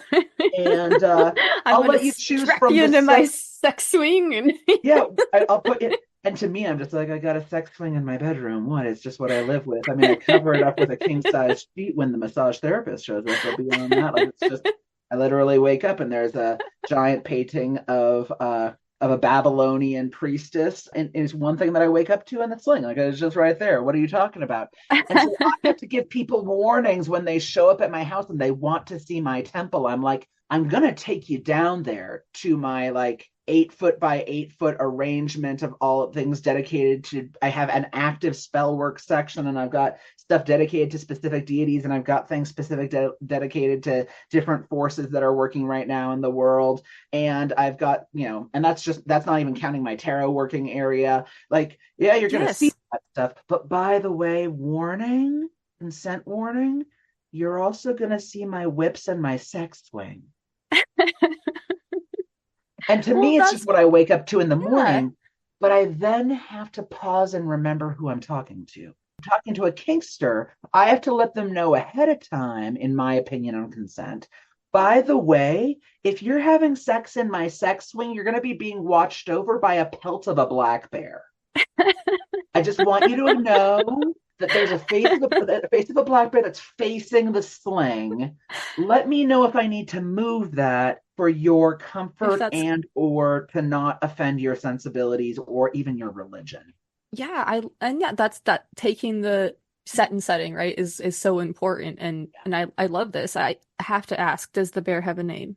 So I am a devotee and refer to myself as a god slave dedicated for multiple lifetimes to the goddess Bear, also known by some people as being a totem, and by others they look at it through the lens of the goddess Artio out of Europe. And when I did my dedication, my second round of dedication was doing a hook suspension and then being wrapped in her pelt afterwards, so that my skin was wrapped in the exposure to my new lifetime. Oh, that's beautiful. Fuck yeah, I love So, that. yeah, I follow a sort of similar path with my work to Hecate. I wear the yeah, collar in her honor, and I yeah. love that. It's been a really fruitful thing to investigate. Fuck yeah. Though interestingly enough, I've had some people of another tradition that I still consider myself a practitioner, but I am not a devotee and I am not been formally initiated, even if I've done like one of the practitioner jokes that the initiation contains information that can fit on a 3x5 card. But yeah, one of the reasons I'm not initiated is it's been argued by some of the higher ups that you have to have your own will free and whole and unto yourself. And so the fact that I do things in her honor and in her name, and or that she just straight out tells me to do, and it's not about my consent, and I've handed over my consent to her, period, Hmm. that I no longer have free and clear will, whole and unto myself. And so therefore I can't initiate. Well, then I think by that logic, it would perhaps be for your case, and obviously, you'll have to interrogate this for yourself, and if other people in this situation, they'll have to look at this for themselves. But I would suspect that maybe, in that case, perhaps those initiations aren't necessary because you've already kind of come to a different type of connection with this deity. But whatever, Perhaps. yeah, Yeah, exactly. And then I had the other half of people on that argument say, why is this an issue? Lee initiated and dedicated themselves and gave this multiple lifetime commitment with their own consent, free and clear and whole and unto themselves. Why would it be an issue for them to continue part two? Because clearly that deity is in alignment with Lee's will and consent. And I'm just like, I think it's such an interesting argument, right? I love the philosophy of esoterica surrounding this stuff. Yeah, I it's so know. And fascinating. yeah, and Bear is fine. My Mm. goddess is the goddess that I am, that I'm of, In my experience, yeah, that's owned usually the by. case. They care a lot less about the things we're anxious about than we do. Yeah, But she's like, yes. I mean, she doesn't speak English, but like the general energy, because she's a bear. I love it when people say, like, well, what does she say about this? And I'm like, she's a bear. Like, that's not how reality works. I'm sometimes very envious of people who are dedicated to like deities that have lore and the information is written in English. I'm like, wait, Yeah. you can consult this? That's so cool. I You have human understanding you can turn to. I dig that. Many reasons I dived deeper into divination. I love this. So, in the symbolism of the Lenormand deck, which is something that I've been working with Mhm. for a while and I really love it, like there's this bear symbol and it bear is a sort of in some cases like a bear can be like a dom, like a bear is like a sort of the figure of authority, maybe a boss, a father, a teacher. A bear can also have like negative like shadow aspects, but it can also be this very like motherly force, again in this sort of dom way of like taking care of things, of being this protector, of storing the food for winter and making sure that the energy allotments like go the way that they need to go. I don't know Right. if that's any of the Oh, absolutely. experiences that you have, but that's really fucking cool. I love that. Yeah. That it's both that she is both the terror in the night, that one should not go out into the wilderness because we had no fire and the Mhm. sounds in the night could kill us, and also the great protector of her children who will do anything, and that what is destruction, what is rage, what is anger is so full of perspective that for one Yes. human, it's the bears are terrifying. And for another human, it's I understand she was protecting her cubs. Yeah, you never fucking become, come between a bear mom and her cubs. Like everybody Right, knows that. And like, yeah, that force is powerful. Fuck yeah. right.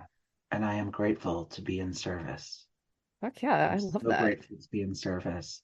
So in Sacred Kink, you have there's again a lot of great information for like kinksters and magicians and people alike. One of the things that I appreciated was just like a kind of small snippet, but a thing about like the idea of vetting magical groups. I Mm, think this is so important. Like, or I mean, we can sometimes in Kink talk a lot about vetting partners and stuff, but I think vetting groups can be equally the same types of steps maybe can be taken, but maybe they like look different. yeah, it's one of the reasons I actually got permission from Phaedra Bonowitz, the widow of Isaac Bonowitz, for folks who are familiar with the ADF, the American Druidic Foundation, that he designed for the US government back in the 70s a thing called the ABCDEF, the Advanced Bonowitz Cult Detection Evaluation Frame. I love a good acronym. I really do. And it goes through, I think it's like 15 major ways to discern whether something is a religious body and whether something is a cult, might be a cult worth investigating. It might be a cult worth investigating. And it has in it things like requires all of their members to wear the same clothing, requires members to have to sexually pleasure the leader to or do other personal acts to be able to rise up in rank and power, must cut themselves off from families and connections, must change their name or hand over other sorts of parts of authority of their identity. I don't remember some of the other ones, but those are some of them. And I included it specifically in a book on kink, even though it's a topic on magic and religion, because all of it applies to partners and kink groups. Because if your partner requires you to only dress a certain way, is it worth investigating whether or not they are using cult like behaviors? If they take away your autonomy in some way, control what you eat, control where you sleep, control your bank accounts, is this a healthy relationship or a healthy group? And that applies to covens or working groups or lodges, just as it does to, kinky people.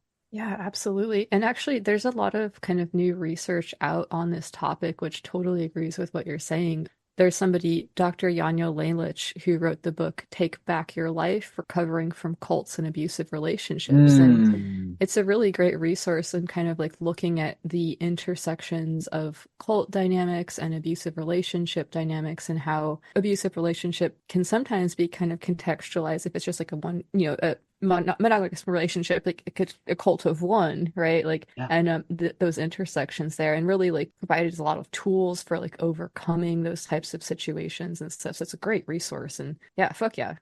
I love that. And I think when we're looking at vetting people, the attempt of what is happening is to look at what is my safety in either engaging in the case of relationships, and that's social relationship, physical relationship, what romantic relationship, like how is this person to be around? Because if to join this group, I must hand over 10% of my income every month. Hello, Catholicism and other groups. What am I like? Is it safe to be a member of this? And is it ethical to have to do that? Mhm. Right. And that is vetting.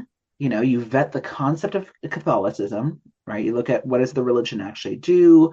What is its actual concept? And then we vet the specific congregation that we're joining or Absolutely. and if this group is showing time and time again to have people who are leaders in that group to do sexual violation of children, maybe it's worth considering where and how do you want to be part of this group? Yeah, And I'm not to absolutely. say Catholicism is bad. What I am saying is where and how do we want to be part of this group? And we do that through vetting that is happening. And in this case, it's the news vetting for us. But if we're Sure. looking at, say, joining a smaller coven, you're not going to get news articles on it.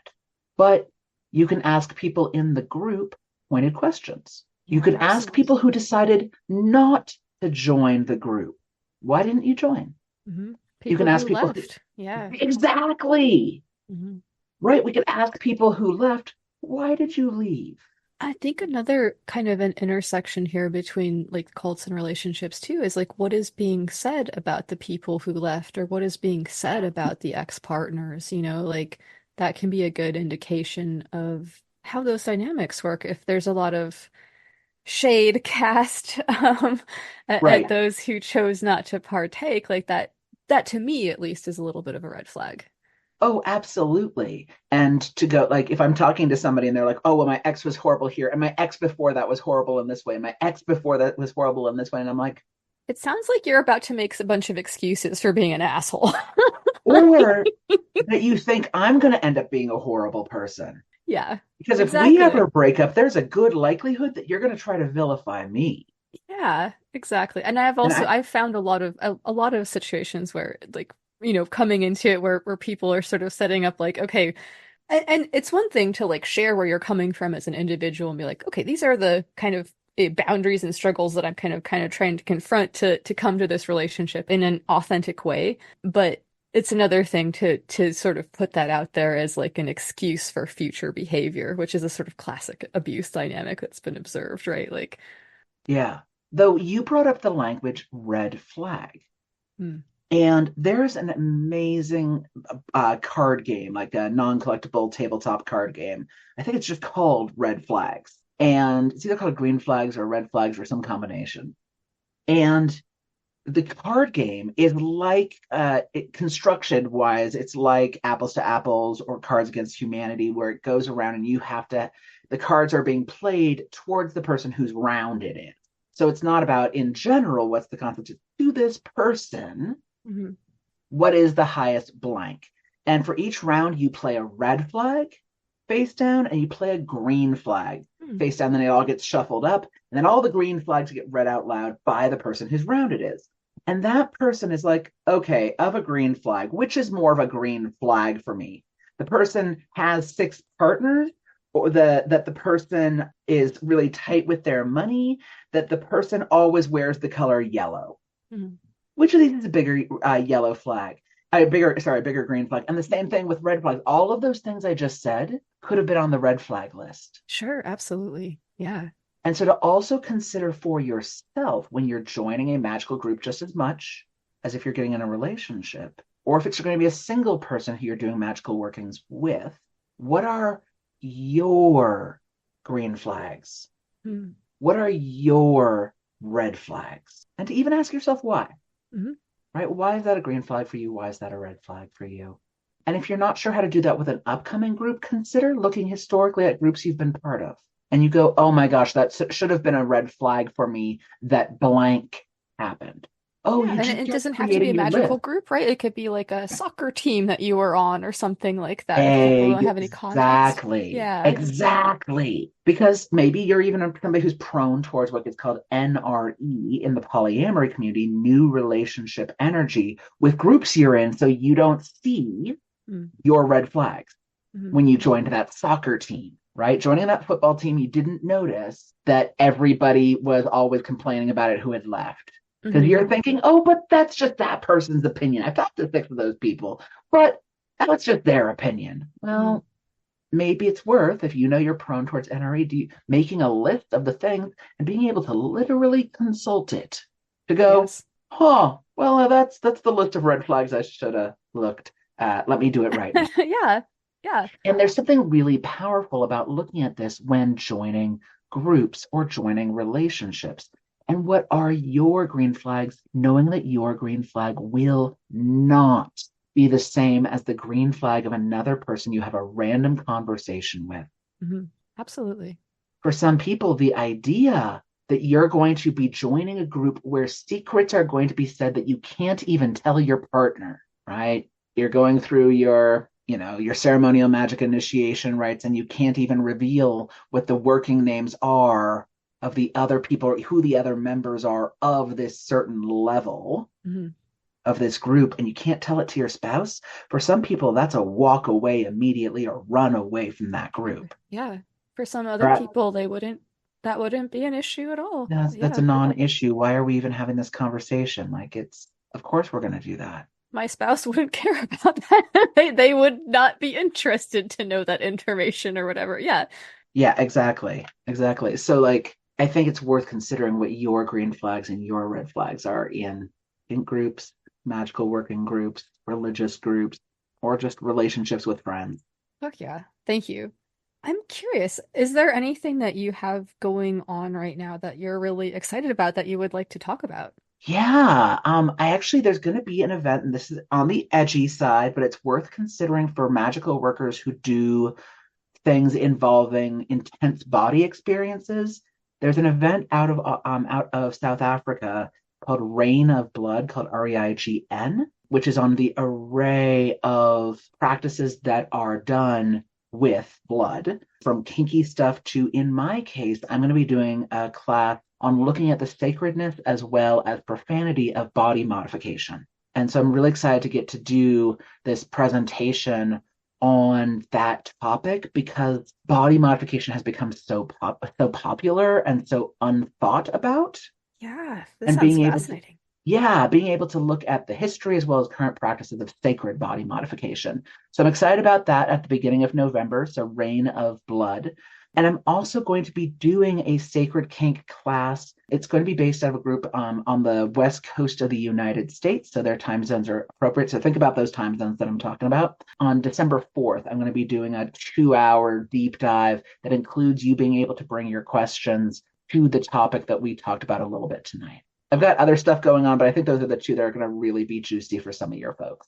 And if people are interested in the other stuff I have coming up, from in-person to online courses that is growing, that it gets re-updated on a regular basis, they can go over to my website, passionandsoul.com, and find all that information. You also have a Patreon, right? Where that you offer some different like musings about things and other stuff like that. I do. So if you go to patreon.com, and again, Passion and Soul, I do classes every single month that are just for my patrons. And I also have a level on there that has all of my recordings, including recordings on choosing and connecting with divination decks, stuff on sacred kink, etc.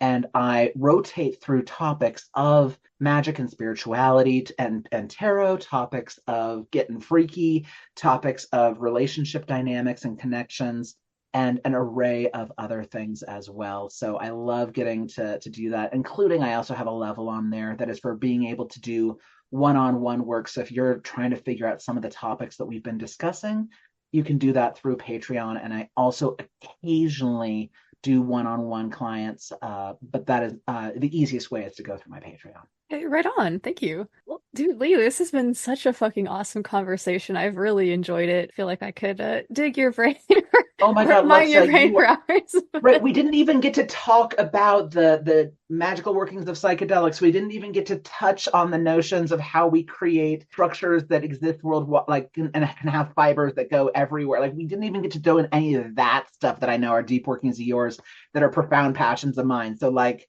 Maybe we are we going could to have do. some sort of connection again. Like I Yeah, have I hope we no can yeah, I would love to have you back at some point here if you're able to and everything. I think this has been so cool and there's so many different avenues to explore here. Hopefully the listeners have found this to be valuable and maybe some interesting new things to consider that maybe they new concepts that maybe people haven't even heard about before. So if you could leave people with, and myself as well, with some last words of advice, what would they be?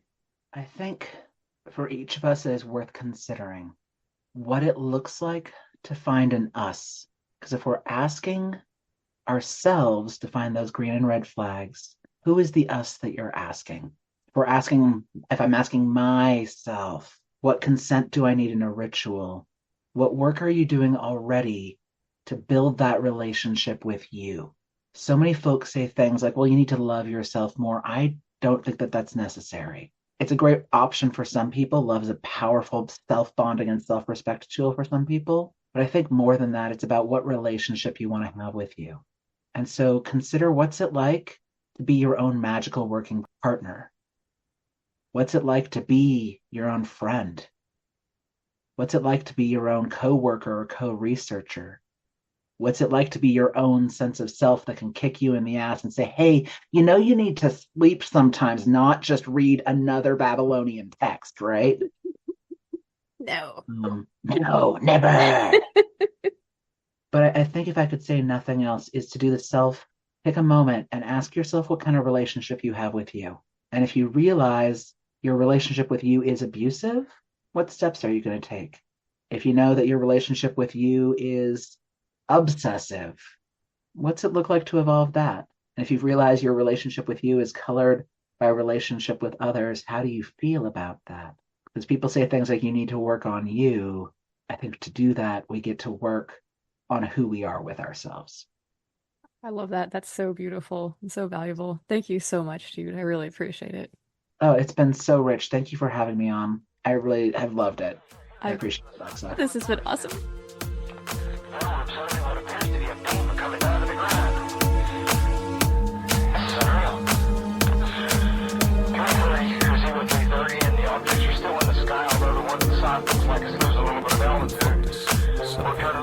Back toward the base. The object of the sun is still beaming down lights to the ground. All right, thanks so much to Lee Harrington for joining me. Check out the show notes to find links to his awesome work. He has a lot of cool offerings out there. Really appreciated a lot of what we talked about today. There's just so much to unpack. The idea that the same physical technology, the same tools or whatever, can be used for different purposes of will, as Lee put it, like in a kink practice or in a magical practice, is something that I think is worth investigating, if only academically. Of course, not everything is for everyone after all. But as Lee said earlier, this stuff is often associated with various types of magical practices from around the world, and it's involved in a lot of mythology and other things like that. So it's a really rich vein to mine. I've personally found a lot of gold there for myself in the form of gaining more understanding about myself, some really interesting esoteric insights along the way, feeling more comfortable in my own skin, or as we call it, my own meat suit, and the idea of power exchange is a major component of my deity work. I'm beginning to suspect that this might actually be pretty typical for most people, but that the lenses that I've gained by being involved in both magical and kink communities have given me the tools to parse it out in a way where Hecate and I can find a way we can do this consensually. If you're interested in incorporating something that people use in kink practices into a magical ritual or ceremony, whether this is stuff like flagellation or self-flagellation, what kinksters would call impact play, and which is quite popular among some magical crowds I've met. Even things like doing ego magic or shadow work, developing or exploring or expressing different parts of yourself. You don't really need to reinvent the wheel when it comes to finding tips and techniques for efficacy and ways to reduce the risks involved with whatever you're doing. Even things like ego magic and shadow work do have some risks associated with them, and they can go a lot of different ways. And anyway, so depending on where you live, there may be a local kink community where you are, which may offer classes that you can go to and talk about whatever it is that you're interested in. People who have experimented and maybe made mistakes so that you don't have to make the same mistakes can give you instruction.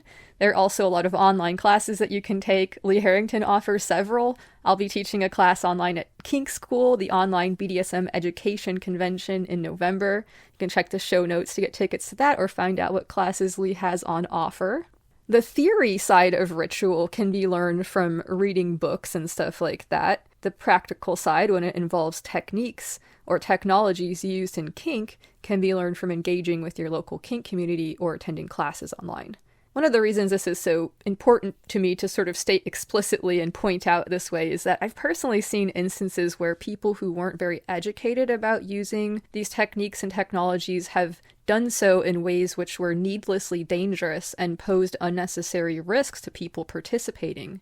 One thing that still haunts me to this day, I still have nightmares about it, is a situation where people were going to be incorporating rope bondage into a ritual, and they had like a very, very relaxed attitude about it, which is fine, of course. There were some consent issues at play as well, having to do with communication and power dynamics. It was just not a good situation. Anyway, rope bondage is never safe and always involves some risk of permanent injury, or almost always, depending on what you're doing. But yes, it's not safe. That was one of the first things I learned about it when I started studying it. So it's never something that, I take lightly, or that people that are into it take lightly.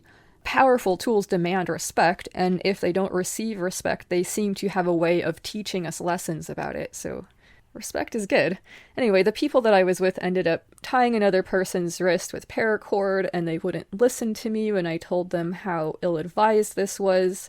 It's way too thin, and it cuts into the skin too much. It's just one of those things that is not fucking done. At least that's how I've always been taught. Anyway, the person who was bound predictably suffered some nerve damage to the wrist, and they were in pain for a while after the ritual, which sucked, but luckily they didn't have any, permanent damage, because the, worst case scenario of this is that they could have permanently lost the use of their hands. And so just the whole thing was needlessly risky. It ended up being pretty harmful, and all of the shitty aspects about it were completely avoidable with more prep work in terms of education and being willing to listen and talk things through. Nobody had any malicious intentions. Nobody was like a dick or an asshole or anything, outright. I don't know. There's no malicious intentions. It was just simply arrogance coupled with ignorance, and this can be a very dangerous combination. There are also a lot of depictions in the media about both kink and magic, which are erroneous and sometimes even dangerously misleading when it comes to things like safety and consent. If you don't think that you're looking at actual magic the way it plays out in the world in your practice from watching something like Harry Potter, consider that you might not be getting a very accurate view of kink or BDSM from watching something like 50 Shades of Grey. Cosplaying, and here I'm referring to not literal cosplay, at a convention, which is delightful, but something that is maybe more in line with catfishing, in that one is maybe intentionally misrepresenting themselves and their depth and breadth of knowledge or experience in a topic. Doing this with kink stuff can be dangerous. Just because you call yourself a name like a dom or whatever doesn't mean that you have the slightest clue about ethical power exchange, etc. And the risk of harm or consent going wrong is very, very high in that type of situation. You may recall that information was one of the components of consent we talked about in episode 88 with the co-directors of the Consent Academy, Ariana and Ash. So yeah, cosplaying or whatever with kink stuff, it can be dangerous, but luckily kink communities tend to be very welcoming and open in my experience, and this is something that I've heard a lot of other people say as well. So there's no need to be shy or to put up a false front. Just check out some classes online or find your local kink community if you're curious. A sidebar, you may be pleasantly surprised, as I was when I first started investigating, by the way that seeing people of all different shapes and sizes and colors and genders and abilities enjoying sensuality, self-expression, and sexual liberation and just fun, having genuine fun and connection, it really can help you move away from some of the toxic messages we're fed about sex and the body from mainstream culture. That alone, just seeing that happening in myself, has been quite magically potent for me. So whatever tech we choose to incorporate into our practices, we can become better at what we do, be better magicians or witches or whatever brand of magical operant you prefer to call yourself, by being well-versed in the tools that we use, whether this is your tarot deck or your flogger. And there are a lot of interesting and powerful tools which are used in both kink and magical practices, and the kink and magical communities can learn a lot from each other. When it comes to practical things like creating healthy and chill social dynamics, communication, and risk-aware application of tools and techniques used for altering consciousness, I've been able to find much of what I couldn't find in magical circles in kinky ones. Bringing these things together and creating a liminal space for consent-forward magical practice is what we're up to in Void House, and I couldn't be more fucking stoked about it. If you like the show and you like what we've got going on here, you can support it on Patreon, which will entitle you to receive a bibliomancy break from me. Making this show is, of course, a pretty wild amount of work, especially for just one intrepid podcaster, but it means a lot to me to be able to do it. Thank you so much to the people who are making that possible by giving on Patreon or buy me a coffee, and to the people who are supporting the show by spreading the word. Spread the word, spread it wide. Tell all of your friends, allies, and magical associates about it, as well as everyone you meet at your Halloween party or Christmas soiree. You can also post about it on social media or write a positive review where that's possible. Both of these things are super helpful. Word of mouth is Very, very helpful. So thank you so much to everybody who is doing this. And yes, don't forget to smash the fucking shit out of that alarm button or follow button or whatever it is on the app you use so that you can get updates when a new episode comes out. All right, let's do listener mail and shoutouts.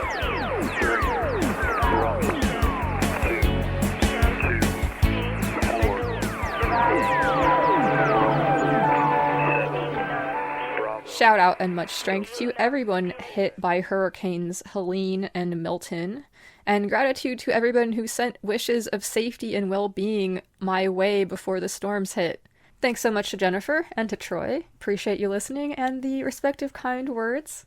Shout out to Bruce from Pink Disco Magazine. Stoked to be putting something together for you all. Shout out to Monsters Holding Forks on Instagram. I will definitely keep an eye on my pile of occult sticky notes, lest they get out of control. Shout out to Flame Dryad. Thank you so much for all of your help with the Positive Intention experiment. I think it's a really cool way to keep us positively focused on the path to better times, and your hard work is very much appreciated. Gratitude. Shout out and much love to all the Pocket Wizards. Thanks for helping plan the Pirates Revel. Fuck yar.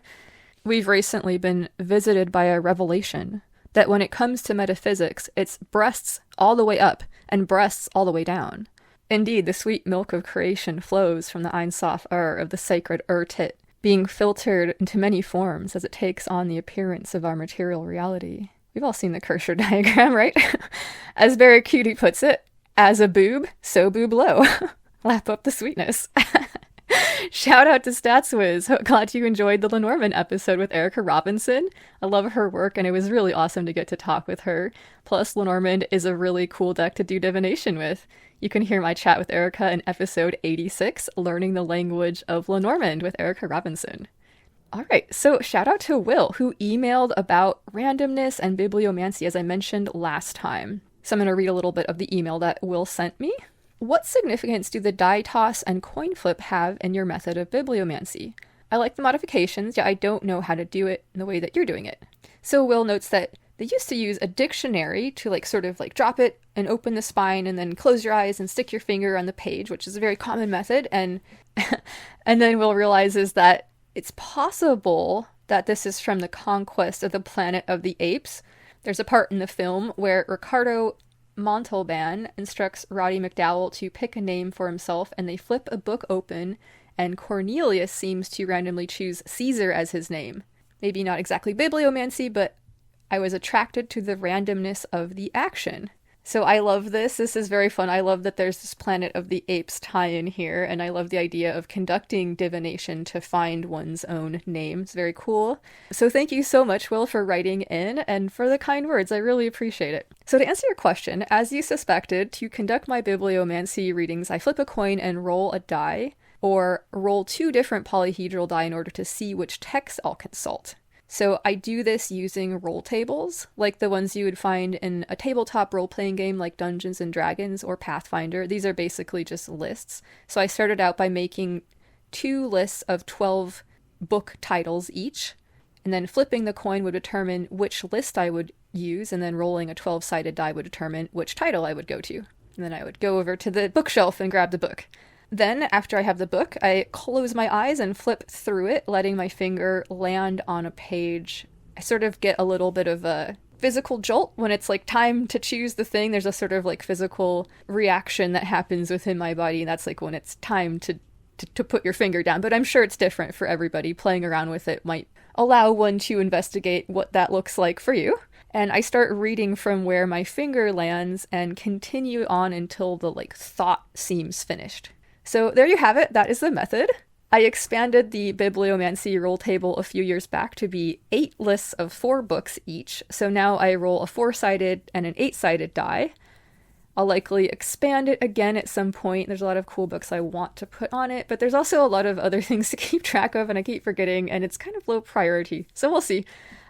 Introducing more randomness into the process is the main reason I like to do things this way with the roll tables, rather than choosing a book from the shelf. Sometimes a book will let me know that I'm supposed to use it, but having the roll tables is super handy, especially when reading for other people. Randomness is important and magically interesting for a variety of reasons, as I'm guessing you probably already suspect as you're wanting to add more of it. But one of the main reasons for wanting more of it in this instance is to reduce bias, which is one of also the primary reasons it's scientifically important too in terms of experimental design. Randomness is also sort of a difficult thing for us to get our arms around too. It exists everywhere around us, but it's difficult to create using a formula or algorithm or other fixed procedural way of doing things. There have been some pretty ingenious ways of getting around this. People have used things like lava lamps and captured sound. So since this is an audio medium and since sound magic is very interesting to me, I'm going to use this as an opportunity to take us down a little historical rabbit hole and talk about number stations. We'll get into what those are in a second here. But there is a part in this article where they talk about using noise, street noise, as a way of generating random code. So this gets into another fun topic of interest of mine, cryptography. So I'm going to read you part of an article from BBC.com called "The Ghostly Radio Station That No One Claims to Run."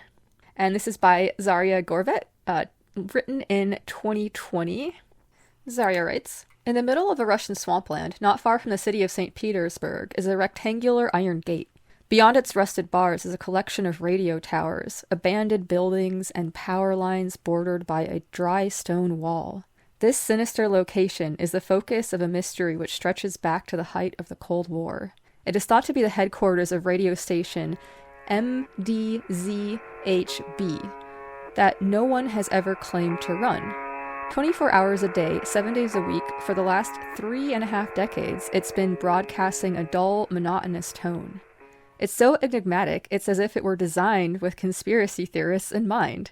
Today, the station has an online following numbering in the tens of thousands, who know it affectionately as the Buzzer. It joins two similar mystery stations, the Pip and the Squeaky Wheel, as their fans readily admit themselves they have absolutely no idea what they're listening to. In fact, no one really does. There's absolutely no information in the signal," says David Stupples, an expert in signal intelligence from the City University in London. So what's going on? It first began broadcasting at the close of the Cold War, when communism was in decline. Today, it's transmitted from two locations, the St. Petersburg site and the location near Moscow. Bizarrely, after the collapse of the Soviet Union, rather than shutting down, the station's activity sharply increased. There's no shortage of theories to explain what the Buzzer might be for, ranging from keeping in touch with submarines to communing with aliens. One such idea is that it's acting as a dead hand signal. In the event that Russia is hit by nuclear attack, the drone will stop and automatically trigger a retaliation. No questions asked, just total nuclear obliteration on both sides. To get to grips with what's going on, it helps to go back to the 1920s. The All-Russian Cooperative Society, ARCOS, was an important trade body responsible for overseeing transactions between the UK and the early Soviet Union. In May 1927, years after a British secret agent caught an employee sneaking into a communist news office in London, police officers stormed the ARCOS building. The basement had been rigged with anti-intruder devices, and they discovered a secret room with no door handle, in which workers were hurriedly burning documents. It may have been dramatic, but the British didn't discover anything that they didn't already know. Instead, the raid was a wake-up call to the Soviets, who discovered that MI5 had been listening in on them for years. To justify the raid, the Prime Minister of Britain had even read some of the deciphered telegrams in the House of Commons. The upshot was that the Russians completely reinvented the way messages are encrypted.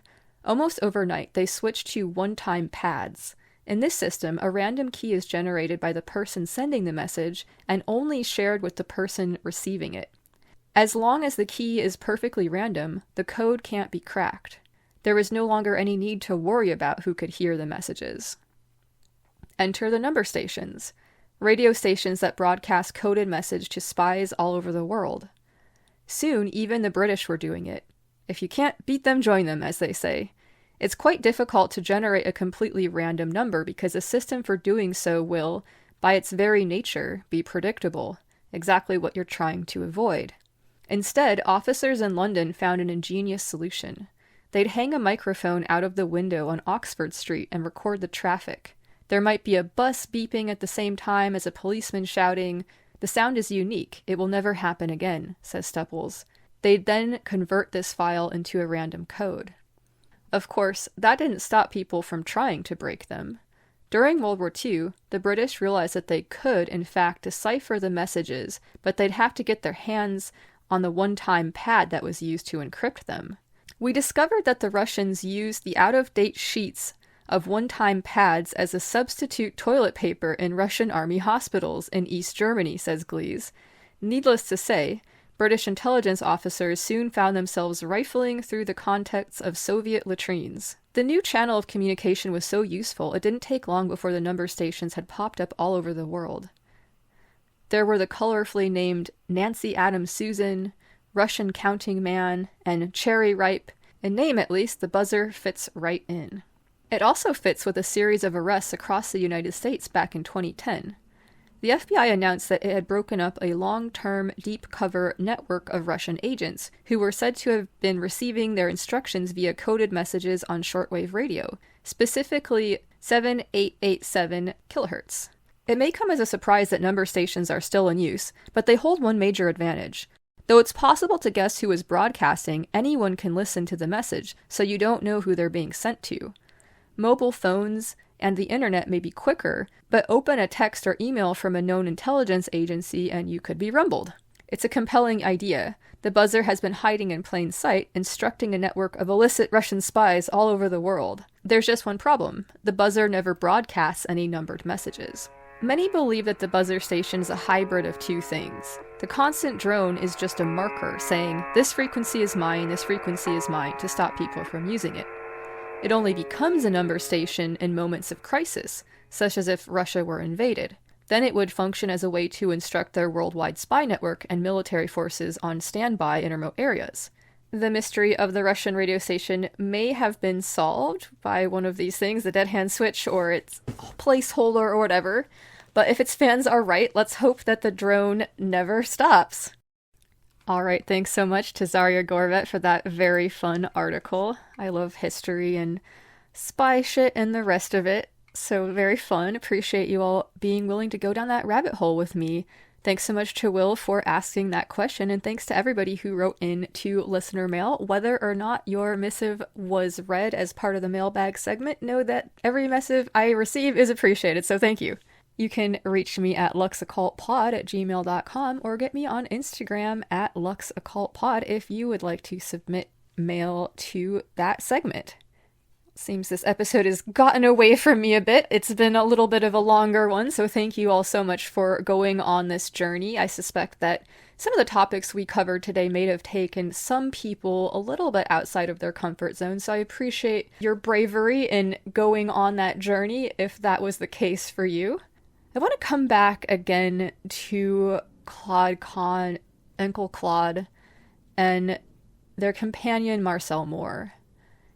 And I want you to imagine them again dressed up as, like, you know, these middle-aged women, kind of these disguises that they're wearing, distributing this sort of anti-fascist propaganda and being an invisible thorn in the side of the occupying Nazi force. And I want you to think about the terrible and dangerous power of art and of magic and of the written word, and of the power of the bond that Moore and Cahun must have shared as they blaze these new paths in the world together. And I'll repeat again before I read the Green Mushroom Project Statement of Resistance, which, as regular listeners know, is one of the customs I like to follow here on this show. People involved in the Hypho Sigil Project also light a candle with the Green Mushroom Sigil every Friday night at midnight Eastern Time when we remind ourselves to resist. But thinking about Claude and Marcel and this idea of building capacity, finding ways to build capacity and resilience for ourselves and our communities, that is a perennial act of resistance. So whatever that looks like for you, remember to resist. Resist by maintaining sovereignty of the self. Resist by maintaining love of the self. Resist by maintaining fierce loyalty to love and pleasure. Resist with acts of radical kindness. Focus on the path to better times. Fuck yeah. Thanks so much to Lee Harrington and to Claude Cahun for joining me today. Check the show notes to find links to all of Lee's awesome work. As I said, he has a ton of cool stuff out there. Thanks so much for all the kind words and support for the show and my other work people have been offering. Much appreciated.